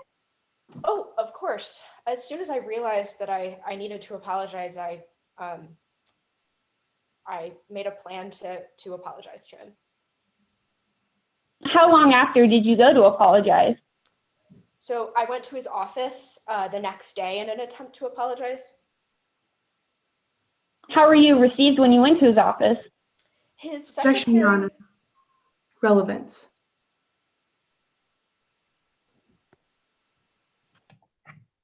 Ms. Damiano? Your Honor, I believe that this is relevant as it shows the mental condition of Brackman at the time and the relationship further between Ms. Becker and Mr. Brackman. Your Honor, in that case, may I respond? Sure. Your Honor, if counsel's question is relevant because it goes to show Mr. Brackman's mental state, that is also a speculation as it is. That is also an objection on speculation because the witness cannot testify to Mr. Brackman's mental state. I agree that the witness cannot testify to Mr. Brackman's mental state, but she may respond as to what her mental state was after she talked to Mr. Brackman. So I'm going to overrule the objection. She can answer. I'm going to direct the witness not to speculate as to what Mr. Brackman thought after your conversation. Of course. Your Honor, in that case, counsel has not yet responded to the relevance objection. I'm overruling the relevance objection. Yes, Your Honor. May I please respond? Go ahead. Thank you. So I went to Mr. Brackman's office the day after I had written on his car, and I attempted to talk to him, but his secretary wouldn't let me in. So I immediately decided to send a text message of apology and an offer to pay for the damage to his car right after that. Did Mr. Brackman ever respond to that text message? Unfortunately, he did not. I think that he was probably murdered before he ever responded to it. So I never received a response. And at the time of Mackenzie Brackman's death, did you still feel guilty about the incident with his car? Of course. I mean, I still feel guilty, honestly. It was an extremely irresponsible decision. And briefly, what happened on March 5th, the day before your coach's murder? On March 5th, Taylor Perkins and I spent the evening hanging out at the Fry Shack in the mall. Did you ever lose your phone during that time? Yeah, I did lose my phone that evening. I didn't realize until the next morning, though, but I did. Were you ever able to retrieve your phone? I was not. Taylor and I spent all of March 6th looking for it, but we were never able to find it. Are you aware of any calls made to that phone on that day? Oh, of course. The way that Taylor and I were looking for it was to call it a bunch of times to see if it would make a noise at the mall and at the Fry Shack. And so Of course, a bunch of calls were placed because Taylor was constantly calling it that afternoon. And did you spend the whole day looking for your phone, Ms. Becker? Yes. Was Taylor with you that whole time? Yeah, he was. Did you ever intend to go near Mr. Brackman's house? We didn't even really know where Mr. Brackman lived, so no, number one. And number two, we wouldn't have gone there anyway because I was still trying to get back on the mock trial team. And switching topics, Ms. Becker, would you consider yourself close to Alex Cifuentes? Not really. I mean, Alex and I were on the mock trial team together, but we weren't really friends. Would you have sent any messages to Alex Cifuentes asking for help? Alex Cifuentes is basically the last person I would ask for help on anything. I mean, I just really don't know them that well. And Ms. Becker, is it true that you plan to trash Mr. Brackman's house? Of course not. Aside Question. I'm sorry, I couldn't hear your objection. Your Honor, objection on leading question. Ms. Damiana? I apologize, Your Honor. I can restate the question. Okay. Ms. Becker, would you have ever wanted to trash Mr. Brackman's house? Of course not. Aside from that being extremely irresponsible and hurtful, I was trying to get back on the mock trial team at the time, so it wouldn't have made sense either. Did you plan any other retaliatory acts against Mr. Brackman? Of course not. Were you responsible then for the murder of Mackenzie Brackman on March 6th? No, I was not responsible for his death, and it's extremely unfortunate that it happened. I really wish that Mr. Brackman is still alive. Thank you, Ms. Becker, and thank you, Your Honor. I have no further questions for this witness. Ms. Wu? Yes, Your Honor. Ms. Becker, I'm going to start by asking you some questions about your cell phone. Now, you claim to have last seen your cell phone at the Fry Shack on March 5th, correct? That's the last time I remember seeing it, yes. And isn't it true you went to the mall afterwards with Mr. Perkins? Yeah, we did. And you walked all around the mall, correct? Yeah, I mean, we were hanging out there, so we did walk around a bunch. So the entire time while you were at the mall, you didn't realize your phone was missing. Isn't that true? No, I mean, I was talking to Taylor, so, it's entirely possible. Yeah, Taylor is one of my best friends. And afterwards, you went home, correct? Yeah. And while you're at home, you're not allowed to use your phone until you get your homework done, correct? That is correct. So that means your parents take your phone, correct? I mean, sometimes they would, sometimes they wouldn't. The rule was really just that I didn't use it while I was getting my homework done. So, I mean. Thank you. I heard an answer. The entire time while you were at home, after you went to the mall, neither you nor your parents realized your phone was missing, correct? No, I mean, I had things to do that evening, so. And isn't it true that you didn't realize your phone was missing until the next morning? That is definitely true. I didn't realize until I woke up the next morning. I was trying to get ready for school. And when did you realize? 9 o'clock? Shortly after I woke up. So it was well over 12 hours from when you left the Fry Shack until you realized your phone was missing. Isn't that true? I mean, yeah, I guess it must seem like a long time, but I was pretty busy that evening. Yes. So yeah, it was probably over 12 hours. Now I'd like to talk about your relationship with Mr. Perkins. You and Mr. Perkins are best buds, correct?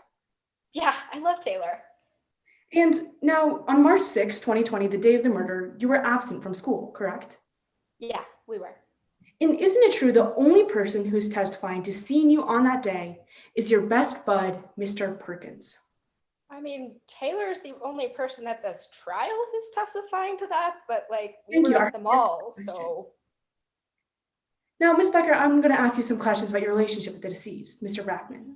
Yeah. You and Mr. Brackman didn't get along, correct? Mr. Brackman and I had a lot of conflict. And isn't it true you and Mr. Brackman would argue almost every practice? I mean, we did disagree on a lot of things. I definitely will say that. That was not the question that I asked. You and Mr. Brackman would argue almost every practice, correct? Yeah. Yes. And so at the mock trial practice after regionals, you were angry at Mr. Brackman, correct? Once we had gotten into the argument, I was definitely pretty frustrated. Ms. Becker, you were angry at Mr. Brackman at that practice, correct? Yes. And isn't it true you called Mr. Brackman the worst coach in the state?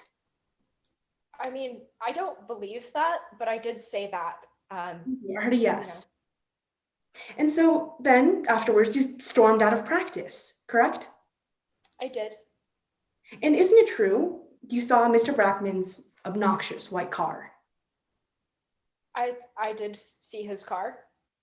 And you wrote worst attorney award with a permanent marker, yes or no?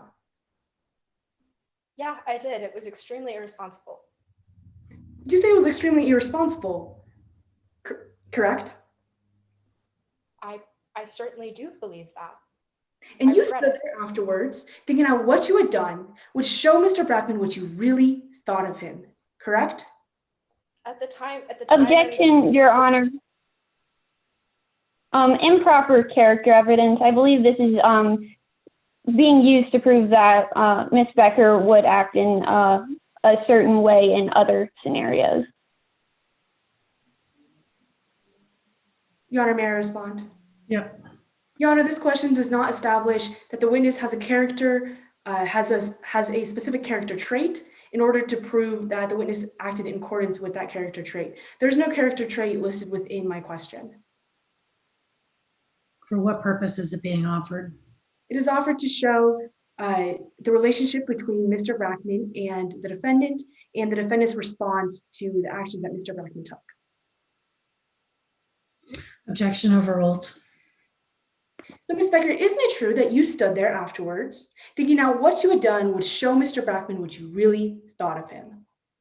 Fortunately, I did think that at the time.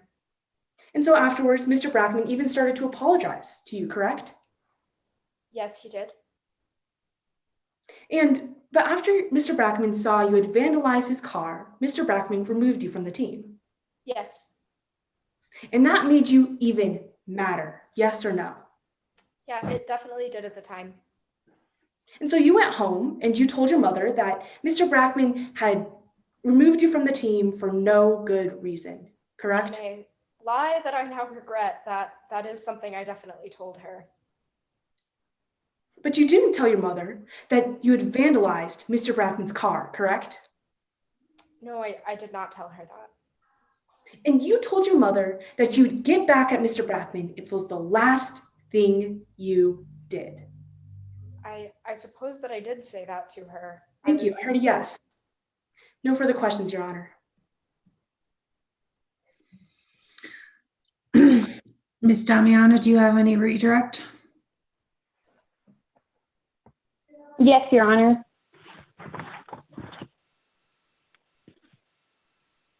Ms. Becker, would you call your relationship with Mackenzie Brackman violent?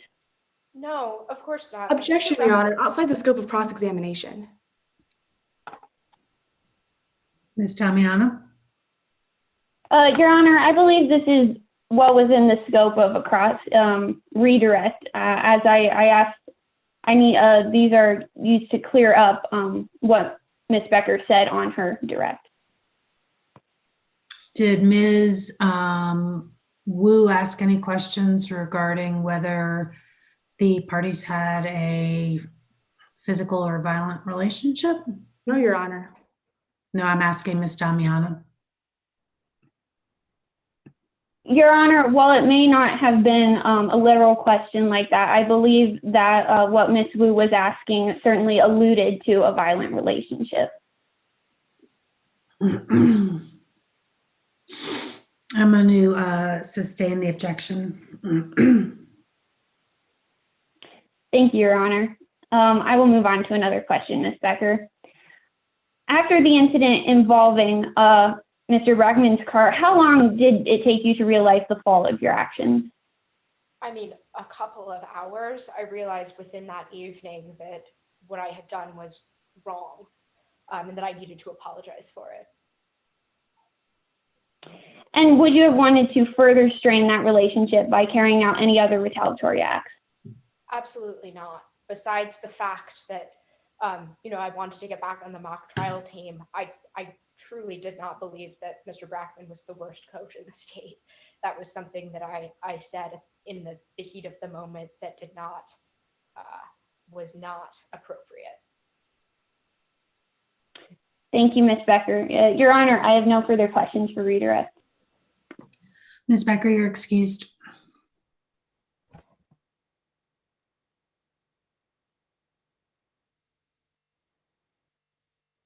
Defense calling a new witness. Yes, Your Honor. The defense would like to call Taylor Perkins to the stand. Mr. Perkins, I remind you you're under oath. Of course. Good evening, Mr. Perkins. Please state your name and spell the last for the record. Hi, my name is Taylor Perkins, and my last name is Perkins. And wonderful, Mr. Perkins. How old are you? I am 19 years old. And where did you go to high school? Well, last year I graduated from Colorado High School, or just CHS for short. And what is your relationship with Avery Becker? Oh, Avery? Avery and I are best friends. I mean, I'd even call ourselves besties. And how long have you been best friends with Avery Becker? To be honest, it's been almost as long as I can even remember. It's been a super long time. And were you in mock trial with Avery? Yeah, actually. Avery suggested that I join mock trial my freshman year, and we stuck with it for 4 years.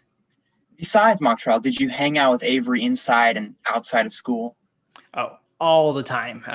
Whether it was carpooling to and from school or even just sharing classes. And we'd even hang out together after mock trial together. So. And within mock trial, how was she a member of the team? Oh, Avery as an attorney was incredible. I mean, you really just had to see it to believe it. But as a member, she could sometimes show up underprepared. And how did Coach Brackman react to this unpreparedness in your view? Well, Brackman would always get upset with her as he was always yelling and would get red in the face. Definitely was not a fan of it. And was Avery ever demoted for this behavior? Yes. About a month before the regional tournament, Avery showed up the most unprepared I think I've ever seen her. I mean, it was kind of a train wreck, to be honest, but Brackman just decided he had enough of it and kicked her off the team. And what did you do in this after this event? Well, I had to make a decision, and over 3 weeks, I thought about what I wanted to do, and I decided that it would be best if I stepped down for Avery. I mean, she was a really incredible attorney.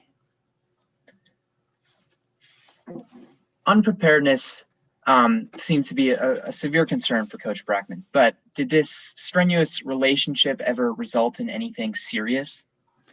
Unfortunately, yes, it did. I've kind of dubbed this thing as like the car incident, but Avery told me that one day after state practice that Brackman was just going off on Avery. I mean, he was just shouting at her, saying that she didn't even deserve the award she had won. Objection, Your Honor, hearsay.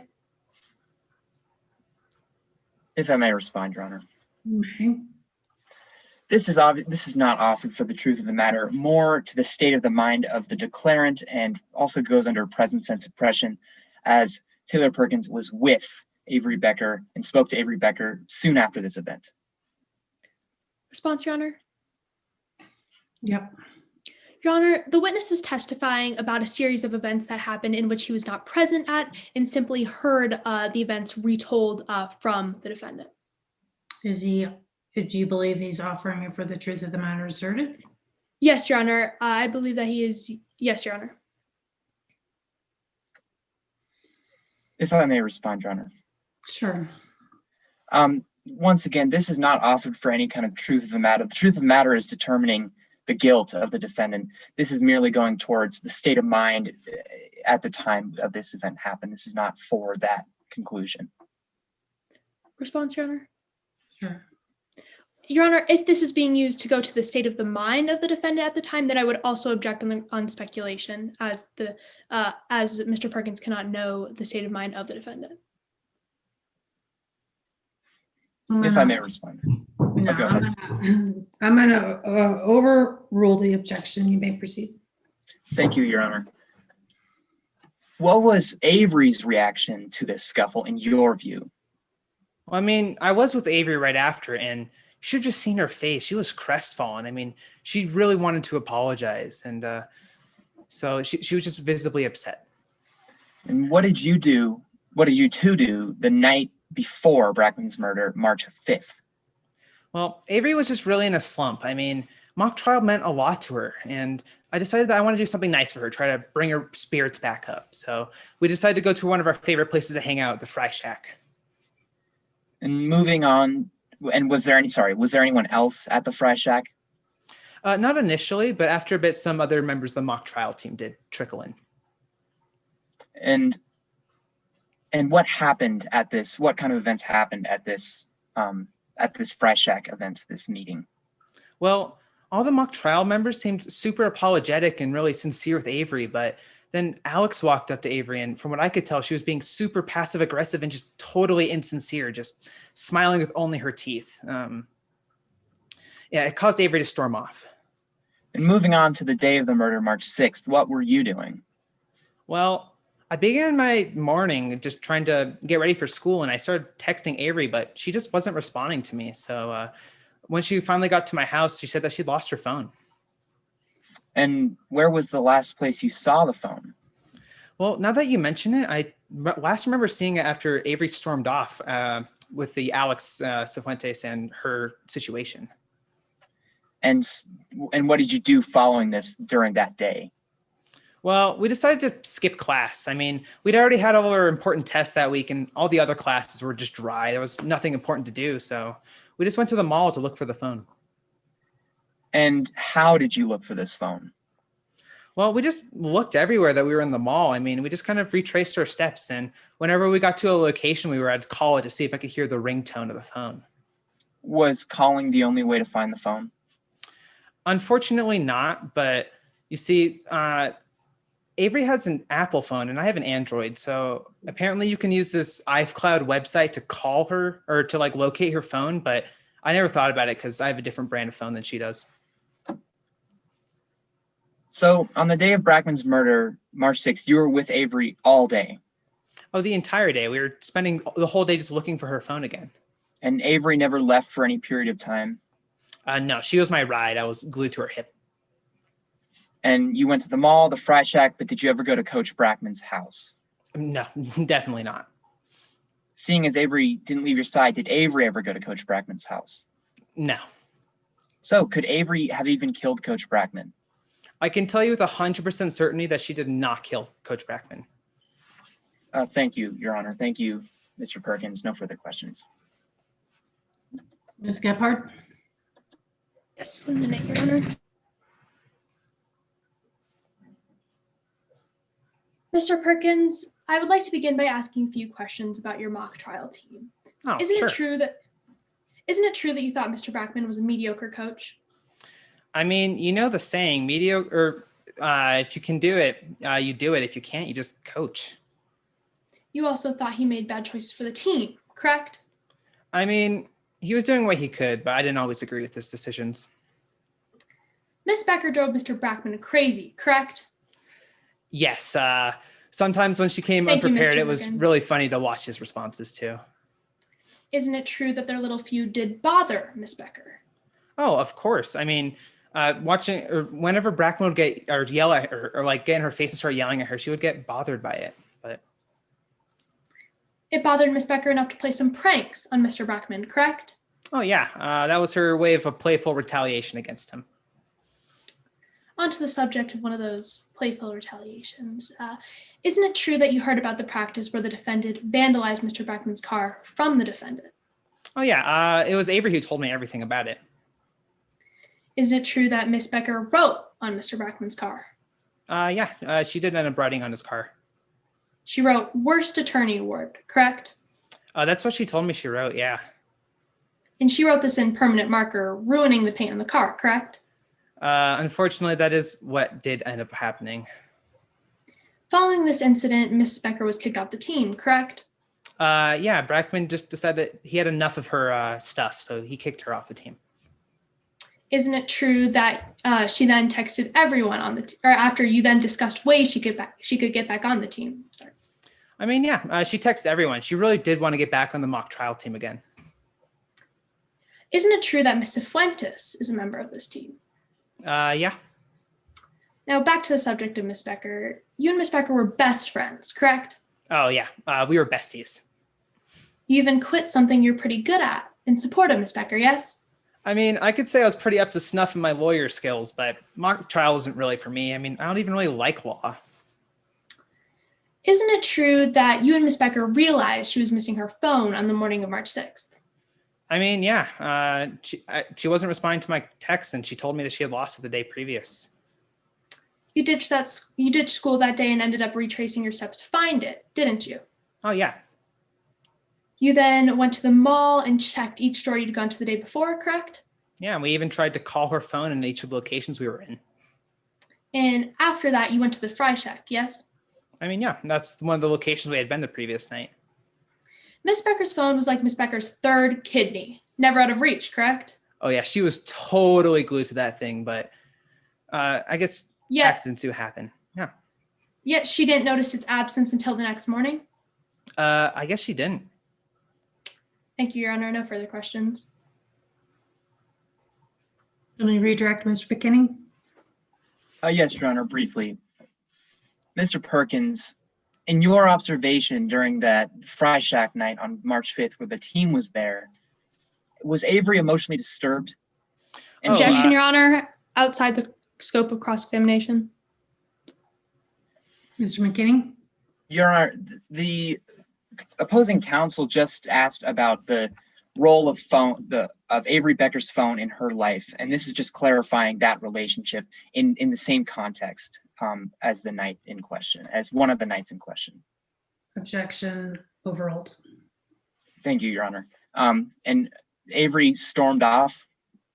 Oh yeah, from what I could tell, Alex was just being totally insincere, and I think Avery stormed off and left her phone behind. And where was the last place you saw the phone? On the table next to Alex Fuentes.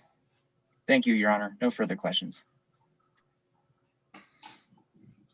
Thank you, Mr. Perkins.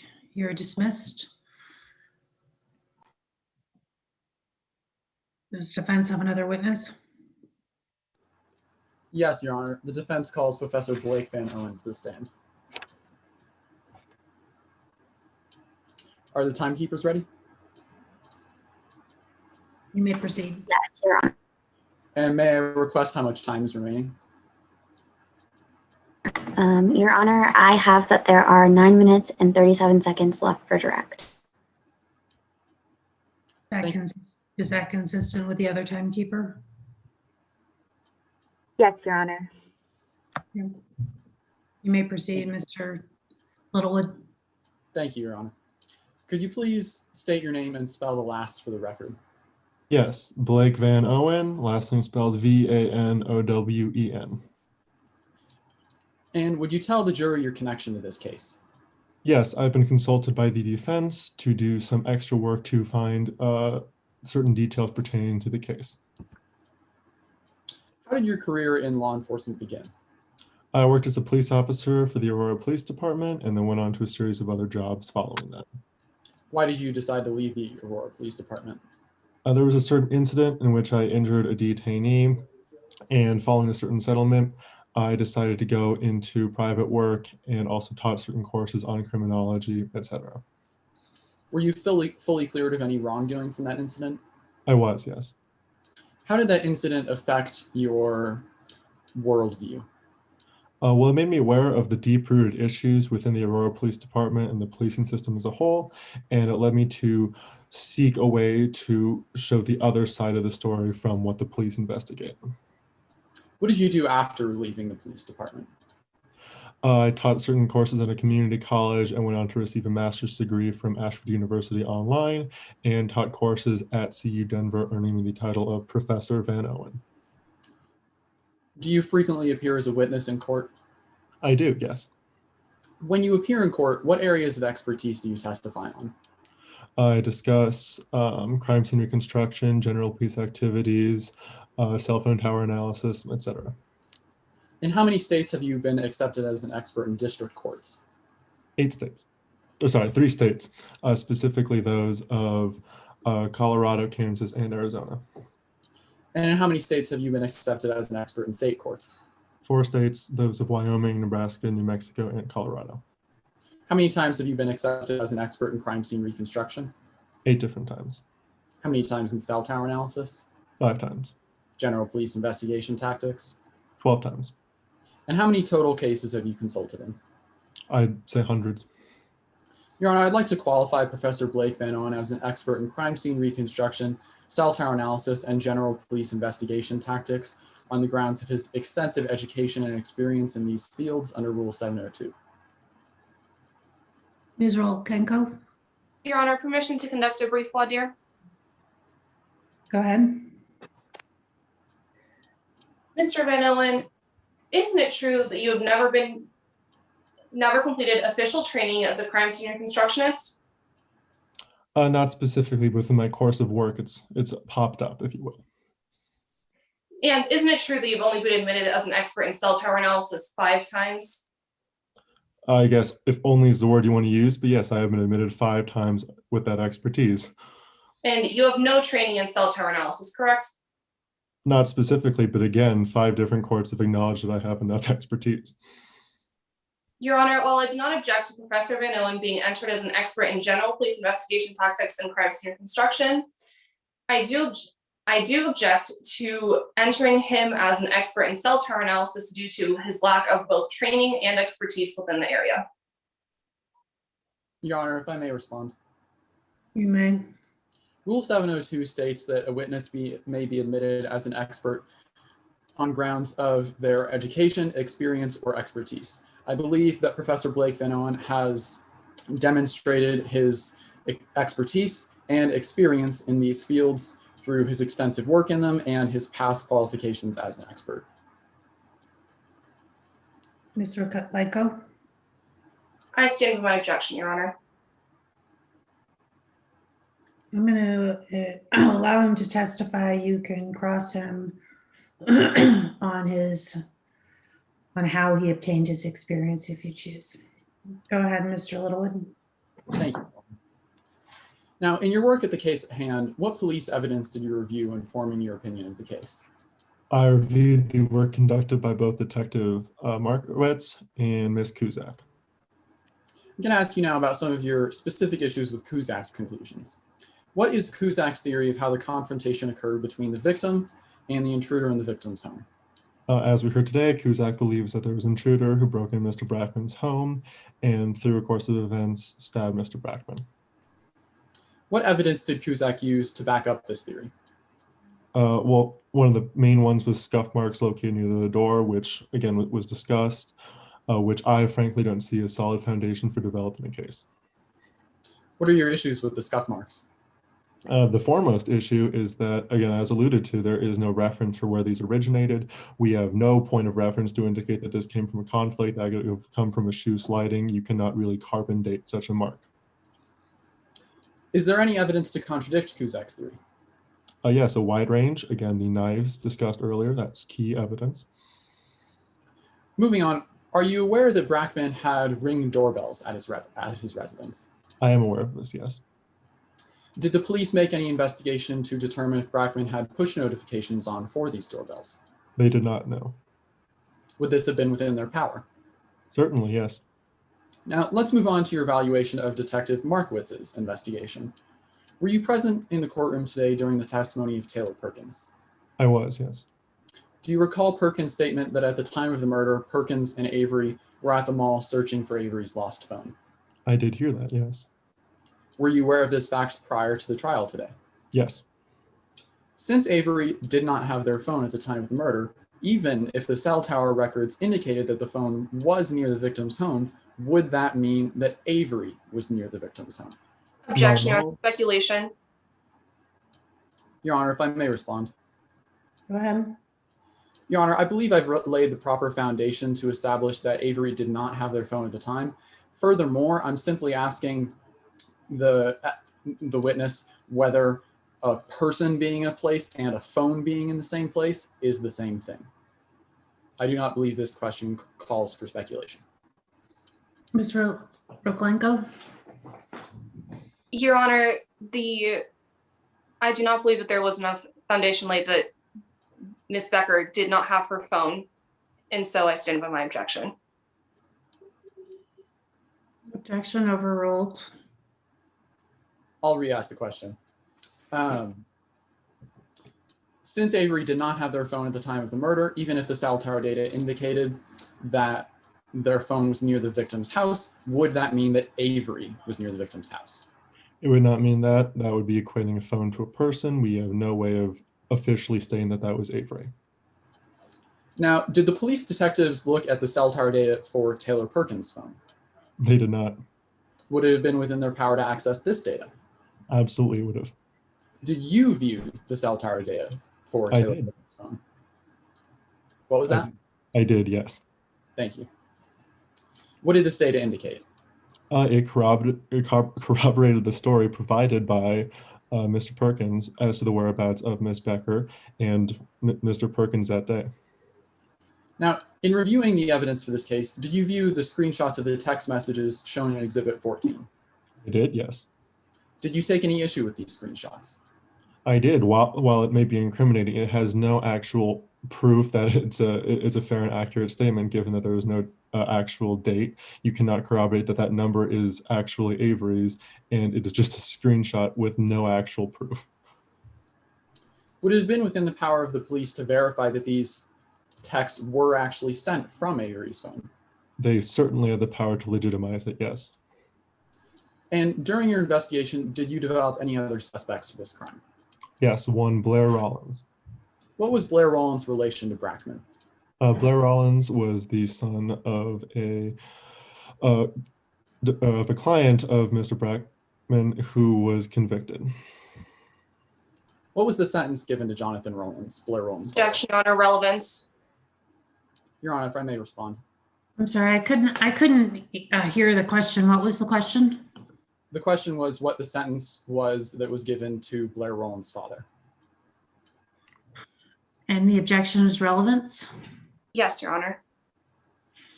And what's your response, Mr. Littlewood?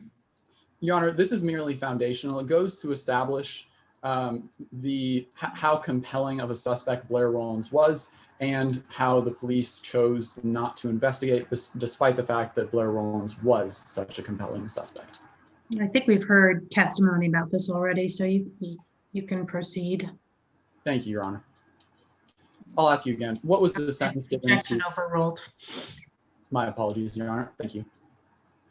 I'll ask again. What was the sentence given to Blair Rollins' father? It was a life sentence. Now, is Blair Rollins roughly the same build as Avery Becker? Yes. Where's Blair Rollins now? I do not know. Have you tried to find Blair Rollins? I have tried very hard, but unfortunately, I cannot find Mr. Rollins. Did the police ever investigate Blair Rollins? They did not. They vaguely alluded to the possibility of Blair as a suspect, but never did any legitimate investigation. No further questions at this time, Your Honor. Ms. Roklenko?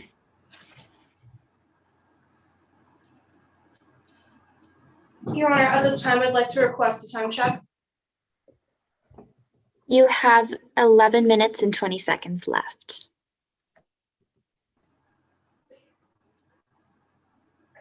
Thank you. Your Honor, may I proceed? You may. Now, Mr. Van Allen, I'll begin with asking you some questions about your job. You've consulted on over 100 cases, correct? Yes, I have. And you've testified on behalf of the defense every single time. Yes, that is usually what a private investigator does. And you're paid $450 an hour to testify and be here today, correct? I am. That is my job, so I am being paid for it.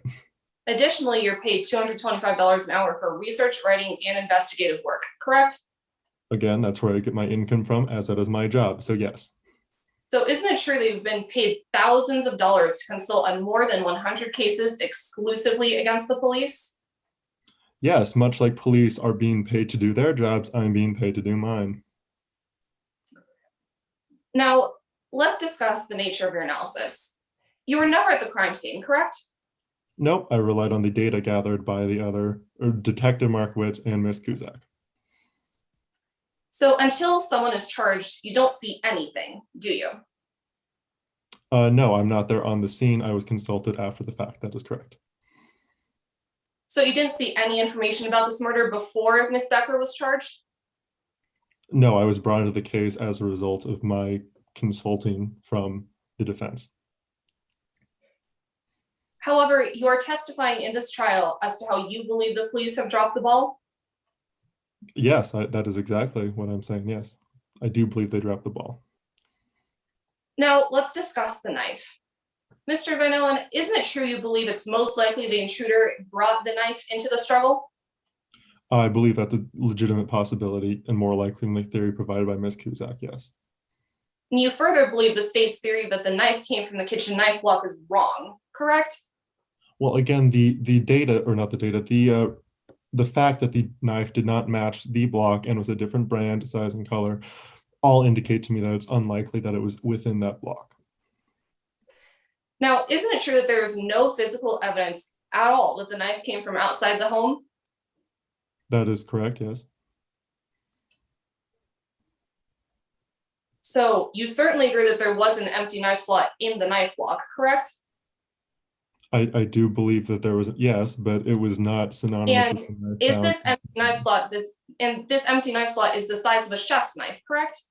Yes, And the murder weapon was also a chef's knife, true? of a different brand, color, and size, but more or less, sure. It was a chef's knife, I cannot deny that. And in the ring videos, the intruder is not clearly carrying a knife in his hands, correct? Not clearly, but again. Additionally, isn't it correct that there was an open knife drawer in the kitchen? Objection, Your Honor. There's an objection. Let's hear Mr. Littlewood. Your Honor, my objection was to the previous question. It calls for speculation. I don't believe there's any way that anyone watching the ring videos would be able to see what the intruder is carrying in any of their pockets. Therefore, the question calls for speculation since their pockets clearly aren't see-through. Response, Your Honor? Go ahead. Your Honor, the question was whether the intruder is clearly carrying a knife in his hands, which are visible in the videos. Okay. I don't believe that was the question, Your Honor. No. Well, why don't you ask that question and we can proceed. Certainly, Your Honor. So in the ring videos, the intruder clearly is not carrying a knife in his hands, correct? In one's hands, no, but again, he was outside a home. I would not also be holding a knife while attempting to enter a home either, so. Now, there was an open knife drawer in the kitchen, correct? Yes, And there were a multitude of knife sizes and brands inside of this knife drawer, true? that is true, yes. Now, let's talk about the alternate suspect you mentioned. Isn't it true that you believe a more reasonable suspect would have been Blair Rollins? I do feel like there was grounds to investigate Blair as a very legitimate suspect that was not carried through by the police department. Now, based on a yearbook photo, you came to the conclusion that Becker and Rollins are of the same build, correct? Roughly, yes. Did you do an analysis of all other classmates of Avery Becker with respect to size and build? I did not because no one else had a legitimate reason to. Thank you, I've heard a no. You heard the recording from the hearing of his father, Jonathan Rollins, correct? Yes, And Jonathan Rollins is the person speaking in Exhibit 22, correct? yes. Jonathan Rollins is clearly displeased at how the trial ended, so yeah. Now, isn't it true that you have no information that Blair Rollins specifically in any way threatened Mr. Brackman at any time? No, the basis for the investigation for Brackman, or for the involvement Thank of. you, I've heard a no. Objection, So your Your Honor. position, The witness is allowed to answer these questions. response, Your Honor? Sure. The question called for a yes or no answer, and the witness had already answered a no, thus fully answering the question that was asked. If they would like to continue, then they may clear this up on redirect. Objection.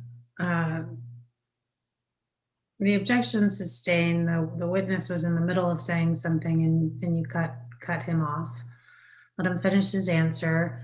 And the witness, let's try to answer the questions asked and not elaborate. Ms. Rokolenko is correct that in general, this is something that can be handled on redirect. Thank you, Your Honor. I'll move on. So following. You're not going to move on because he was in the middle of answering the question. Go ahead. Yes, I was simply going to state that the basis for investigating Blair Rollins came from the motive of having a father being convicted after a failure to defend him by Mr. Brackman. So following this logic, the children of all of Mr. Brackman's convicted clients should be suspects? Well, none of the others were present at the school, and thus I investigated Blair Rollins because those two facts matched. Now let's talk about the investigation. You claim that Detective Markowitz should have looked into additional suspects, correct? Again, specifically Blair Rollins, but yes, I felt it was too narrowed on Becker. And you conducted an extensive search in an attempt to locate Rollins, true? I did, yes. You accused Detective Markowitz of not gathering enough cell tower evidence, correct? Yeah, well, in general, I just felt like the police could have done a better job of finding the specific information pertaining to this case. You believe Detective Markowitz should have gathered Ms. Perkins' cell tower data, correct? I do. I feel it could have corroborated a very important alibi. You believe that she should have gathered Blair Rollins' data if it were available, correct? Just in all respects to Blair Rollins being ahead of the curve and trying to investigate Blair before Blair's disappearance. However, you didn't gather any of that evidence yourself. Isn't that correct? As you alluded to, I was brought in late and I had to rely on the police evidence. So you didn't gather any of that evidence yourself, true? By the time I was brought on, I could not because Blair Rollins was gone and had not been investigated. So yes. Now, you also accused Detective Markowitz of making assumptions about the status of Mr. Brackman's ring notifications, correct? Yes. However, you didn't check the status of those notifications yourself, did you? I did not, but neither did Detective Markowitz. So you conducted an extensive search to show Ms. Rollins' location and actions on March 6, 2020, true? I did try to find Mr. Rollins, yes. However, you did not collect any additional information to demonstrate Ms. Becker's location or actions on March 6, 2020, though she is the defendant in this case? Well, by looking at Perkins' cell tower data, that does corroborate the story provided by Perkins and supports the alibi. Mr. Vanone, that's not the question I asked. You did not collect any additional evidence yourself to demonstrate Ms. Becker's location or actions, true? Objection, Your Honor, asked and answered. Overruled. You can continue. Yes, so again, I did examine the data by Perkins, but specific to Avery's phone, I did not, because I did not believe that that phone would be relevant. Again, that was not my question. You did not gather additional data yourself on Ms. Becker's location, did you? Again, I did not specific to the phone because she had it not on. No further questions, Your Honor. Mr. Littlewood, do you have, is there time left for redirect? May I request how much time is remaining? Yes, Your Honor. There are 2 minutes and 34 seconds remaining for the direct examination. Mr. Littlewood, do you have redirect? Yes. Are you being paid to testify in court today? I am, yes. Is it normal for private investigators to be paid to testify? Yes, it's a part of the job. And when you've testified in the past, what side of the case have you testified for? Like alluded to, it's been defense because as a private investigator, I aim to do the work that the police failed to. Is it normal for private investigators to testify only for the defense? It's quite commonplace. Now, on cross, the other side alluded to several investigations that you chose not to take. Whose primary job would it have been to make those investigations? Well, as was asked of me, I was brought on late to the case, and thus I had to do the work that the police did not do when they should have at the start of the investigation. So whose job would it have been to, say, look at Taylor Perkins' cell tower data? Detective Markowitz. Whose job would it have been to, say, investigate Blair Rollins? Detective Markowitz. Whose job would it have been to locate Blair Rollins? Likely Detective Markowitz, or just the department in general. And did Detective Markowitz ever try to do any of those things? He did not. Thank you, Your Honor. No further questions. Are the parties ready to proceed with closing? Yes, Your Honor. Mr. Governor. Okay, let's start with the prosecution. Your Honor, I would just like to re-ask that all remaining time be reserved for rebuttal. Of course. May it please the court? Your Honor, members of the jury, at the beginning of this trial, we told you that this is a case about bitterness turned brutal.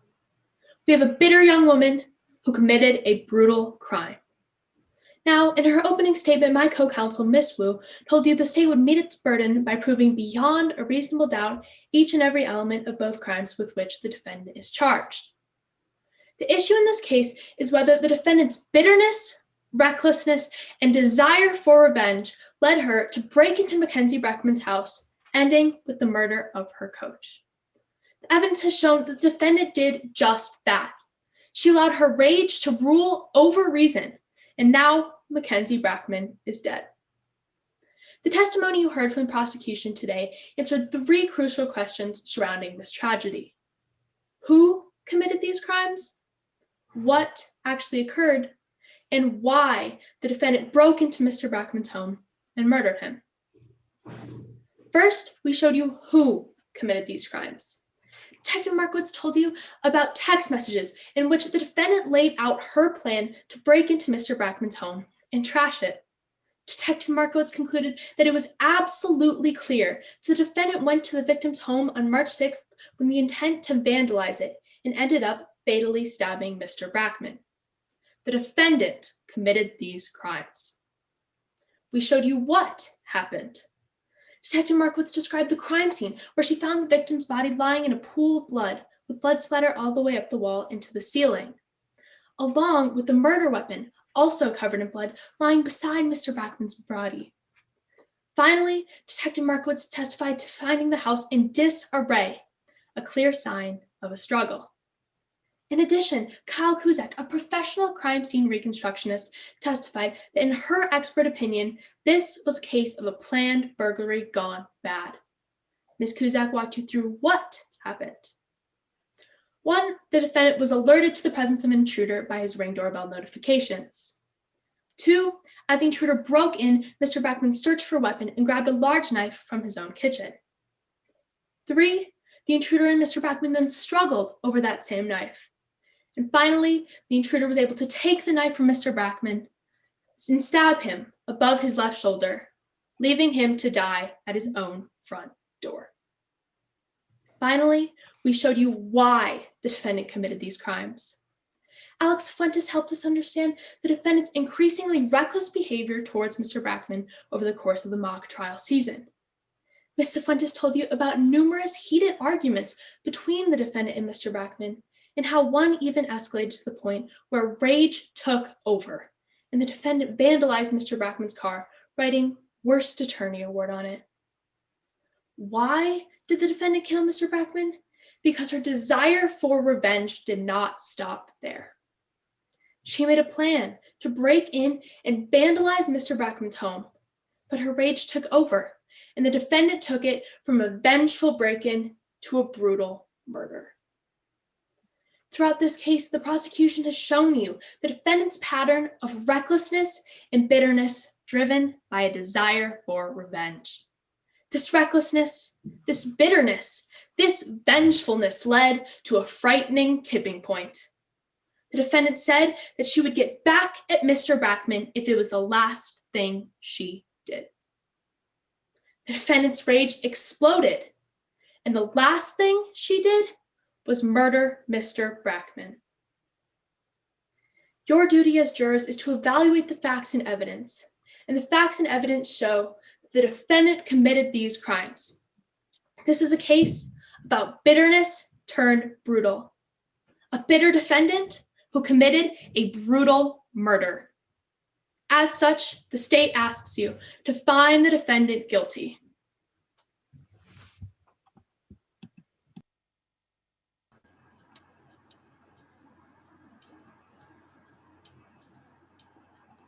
Are the timekeepers ready?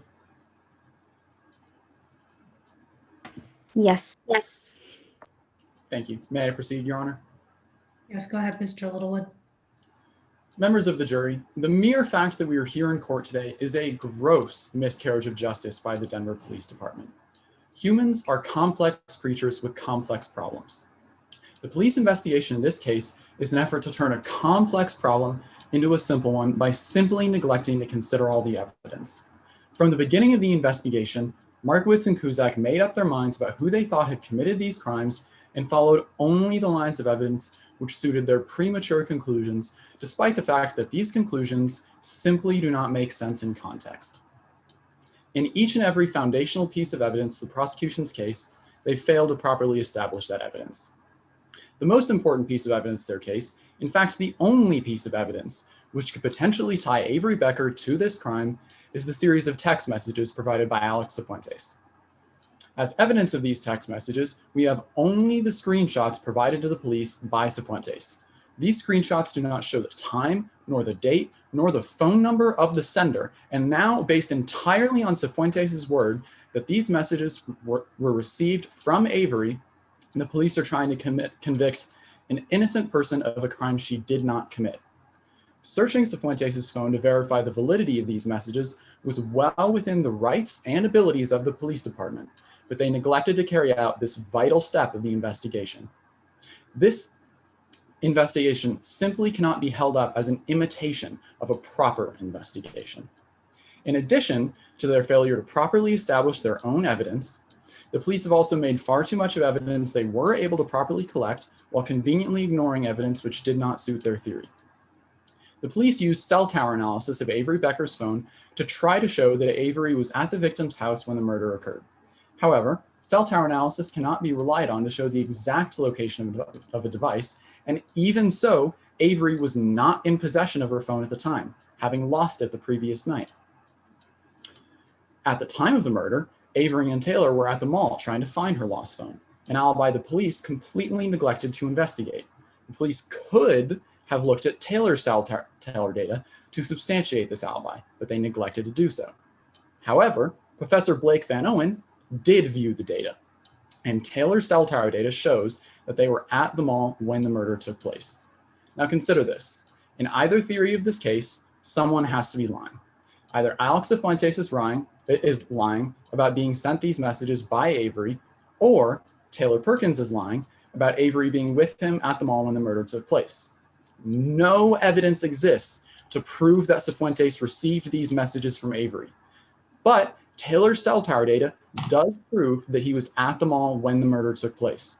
The police elected to ignore this fact because it does not suit their premature and unfounded theory. In failing to consider other theories, the police failed to investigate any other suspects they encountered, such as Blair Rollins. Now, one way or another, the police were aware that Blair Rollins fled the state following when the murder occurred and after Brackman had lost a case wherein Blair's father was sentenced to life in prison. Even with such a compelling suspect, the police elected not to investigate because it did not suit their theory. It is clear that the police had already made up their minds about who they thought had committed this crime and were not open to any evidence except that which suited their theory. Now, Avery Becker, in all reality, is just a kid. And yes, when she got kicked off the mock trial team, she was angry. But it is completely absurd that a simple and harmless disagreement over something as mundane as mock trial is being presented as a motive for murder. The burden of proof today is on the prosecution. They must prove beyond a reasonable doubt that Avery Becker has committed these crimes. You may find reasonable doubt in the inability of the police to establish the validity of the text messages, in their firm resolve to ignore any evidence which did not suit their theory, in the absurdity of a mock trial dispute being presented as a motive for murder, or in the glaring fact that at the time of the murder, Avery Becker was with their friend Taylor Perkins at the mall. And as everyone knows, you can't be in two places at once. This investigation is a gross miscarriage of justice, a window into the incompetencies of the Denver Police Department, and an effort to explain a complex problem with a simple solution that simply doesn't fit. Nothing about the prosecution's theory of this case makes sense. Return a verdict of not guilty. Thank you. Ms. Gephardt, I think you have about 45 seconds. Thank you, Your Honor. The defendant's bestie being the sole alibi in a murder case, a disgruntled ex-client's child being the murder simply because of her father's relationship, and the defendant's phone being like her third kidney, but yet coincidentally being missing the day before the murder. Members of the jury, these are all simple solutions the defense has used to cover up the fact that the evidence points to Avery Becker. This is a case about bitterness turned brutal. Find the defendant guilty. This is the close of the case of State v. Becker. We will adjourn while the panel makes their does their grading, and then we will return when they are done. Can the panelists just turn on your cameras when you have completed your grading, so we know that you're done? And then we'll give feedback.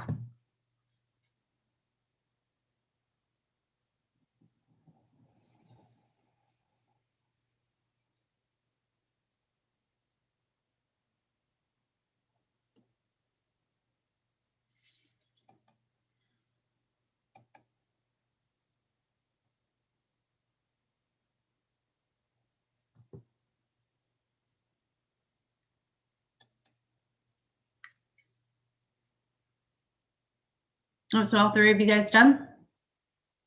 Great. Why don't we try to get all the attorneys at least, and why don't we try for the witnesses and just see how the connectivity is?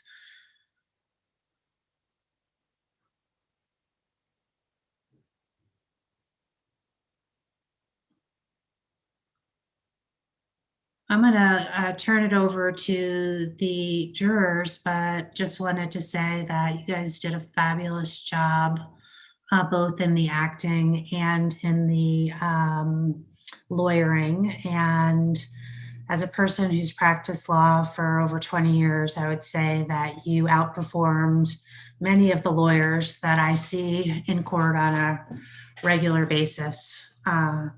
So great, great work. And why don't we just start alphabetically with Mrs. Strada? I thought everybody did such an amazing job. The fact pattern was very interesting, and everybody just really owned their role. And so I'm really impressed. I want to just start off by saying that the closing arguments were amazing. I think you hit all of the points, both sides, and I kept going back and forth in how I was persuaded. And then I thought I had my mind made up at the end, and I just didn't. And I heard the prosecution closing, and I said, okay, I know where I'm going. Then I heard defense close, and I was like, oh, no, I don't know where I'm going.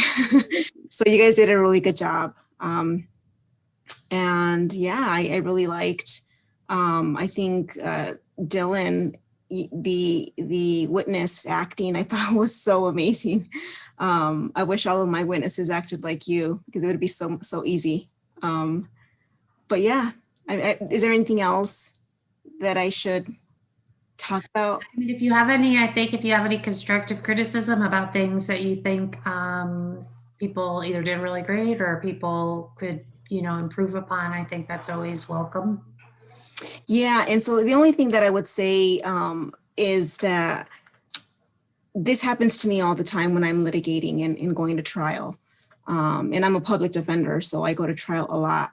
And so it reminds me of difficult witnesses and our necessity to stop them from talking when we know they've already gave us an answer. And and so it's difficult, but at the same time, I think it sometimes can come off wrong when we interrupt them without having them finish their sentence. And sometimes juries frown upon that because it sometimes looks rude. But I completely understand why, as a litigator, why as a trial attorney, you have to do that sometimes.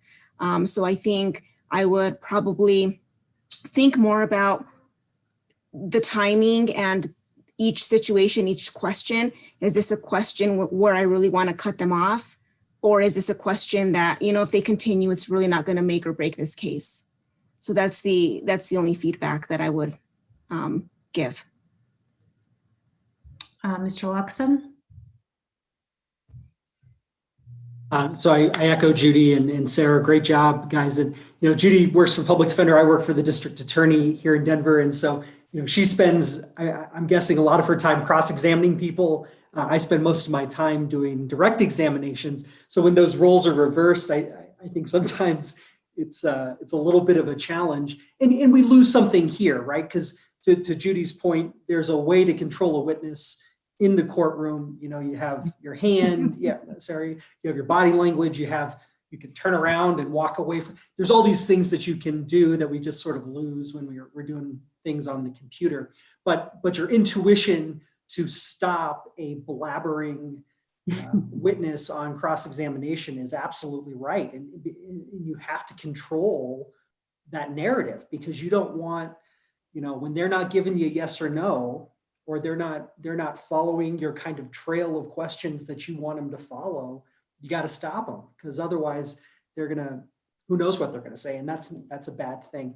I wanted to comment on the this idea in the People's Close, this repetition from Sophie of bitterness turned brutal. I think little phrases like that with alliteration are so powerful, they're memorable, and I think jurors take those back to the jury room, and it's like they've hung a star on that concept, and it encapsulates a theme so nicely that I think it really drove home, kind of the entire messaging that the People's Case was about here. I also there was another point out. It's a little tough with objections, and we lose things on Zoom, but most judges would lose their minds with speaking objections. So, you got to say objection, hearsay, you got to say objection, relevance, you got to say objection, character evidence, let the judge then have the other side weigh in. And then if argument's necessary, then you argue. There were a couple examples. I think, Colton, you had a pretty big one where you just sort of launched into your reasoning behind why you believe the objection should be, I think it was overruled. But that's something judges, in my experience, absolutely hate. But regardless, you guys did great. You're awesome. We're hiring. I imagine Judy's office is hiring. I know Sarah's office is going to be hiring. So come join us. Ms. Turner?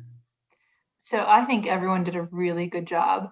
You all should be so proud of, it's so obvious the work you have put in, and it showed in your presentation. So I was really pleased with how everyone did. I think the witnesses in particular did a very good job of embodying who they were. I mean, Dylan, I loved we're besties. I mean, you really sold it. But Evan, you were definitely a cop. You were an investigator. And I thought you did a really good job of explaining hey, yeah, I get paid because of course I get paid. I mean, this is what I do. There's no shame in it. And I think you did a really good job of deflating what could have been sold to the jury as someone who really had a stake in the outcome. And I think your responses were good at deflating that idea that often can come up at a trial when you have a retained expert. Angela, I thought your opening was very nice. You really did you had a good delivery, and you gave us a good outline of what you were going to show us. And then your team showed us all of that during your presentation, and that's important.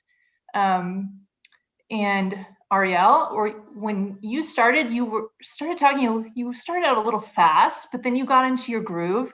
And I really liked in your opening, you're challenging the prosecutor's story of the case. Because at the beginning, the jury really has no idea where you're going, and they're hoping that you're going to have a story. We all connect with story, and that can oftentimes be one of the hardest things to present to a jury, because the ticky-tackiness of getting all the evidence in through each witness, you can lose the story in that. So it's so good to start with story and get that implanted in the jury's mind so they know, what am I going to be listening for? What's going to be the important things that I want to hear from each witness? Knowing that a lot of what they're going to hear is not going to be the most important facts that attach to the story you're telling. And then, let's see here. I think you both did really well on closing. Colton, you did a good job at noting the deficient investigation that had occurred here. I mean, I think I thought the fact pattern was a little skewed towards the defense. If I was a prosecutor, I would have felt really nervous about bringing this case because there were a lot of holes in the investigation, and there were a lot of conclusions made by the law enforcement folks, the witnesses, and that happens in real life. You don't always get the case you want to present on behalf of the people. So I thought you did a good job at pointing out those deficiencies. And if I was going to have one critique about the closing, Colton, I would have said that you should have hammered a little more on the reasonable doubt from the beginning of your close. You ended with it because I was waiting for it. I was like, I hope he gets there, because there was definitely room for reasonable doubt with the fact pattern you all were given. But I think you all did great. You should really be proud of yourselves. I just had like some really specific things. Angela, you had a great cross. You really have a great way about your presentation.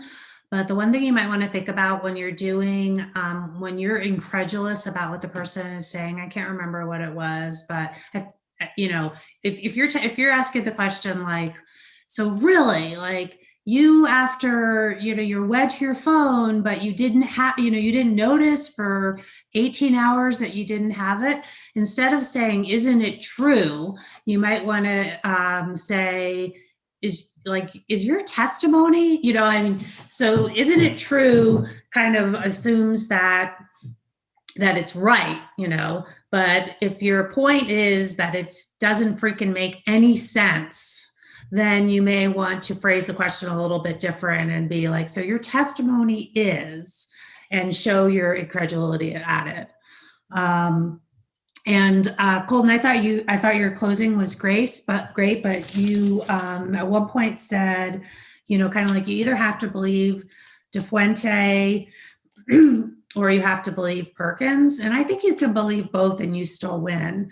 I mean, De Fuente, the text could have been real. That doesn't mean that she killed him. So I just thought you were kind of giving the jury a false choice there that they didn't really even need to make. The fact of the matter is that there was an alibi and the police didn't do a single thing to try to funk the alibi, you know, essentially. Reese, you rock in your chair. So you move around a lot of the chair. I've noticed I do that sometimes on Zoom calls too. So it's a little distracting. You may just want to get a chair that doesn't move because you had this kind of thing going on. Can I talk real quick?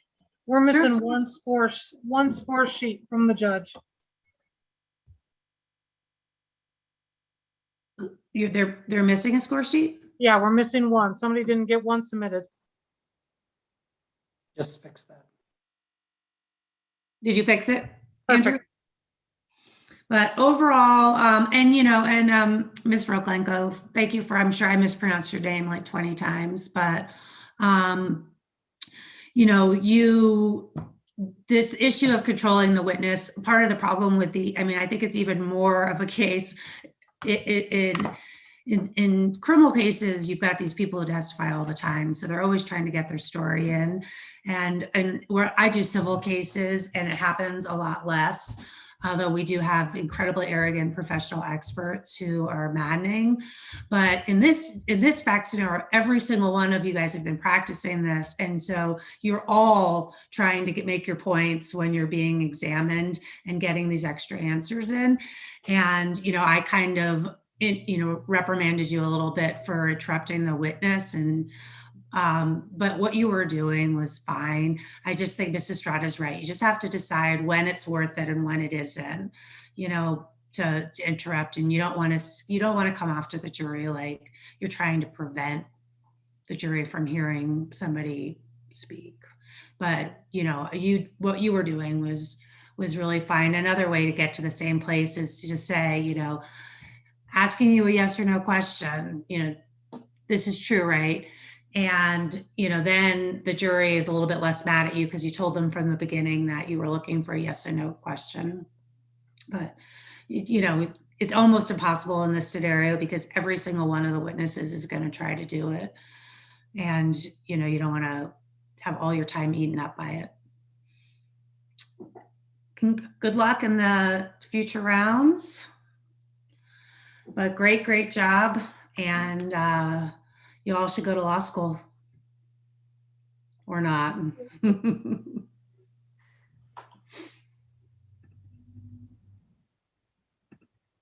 Yeah. And it's nice that you're complimenting each other. Thank you. Have a great night. Good luck, everyone. Good luck. Thank you.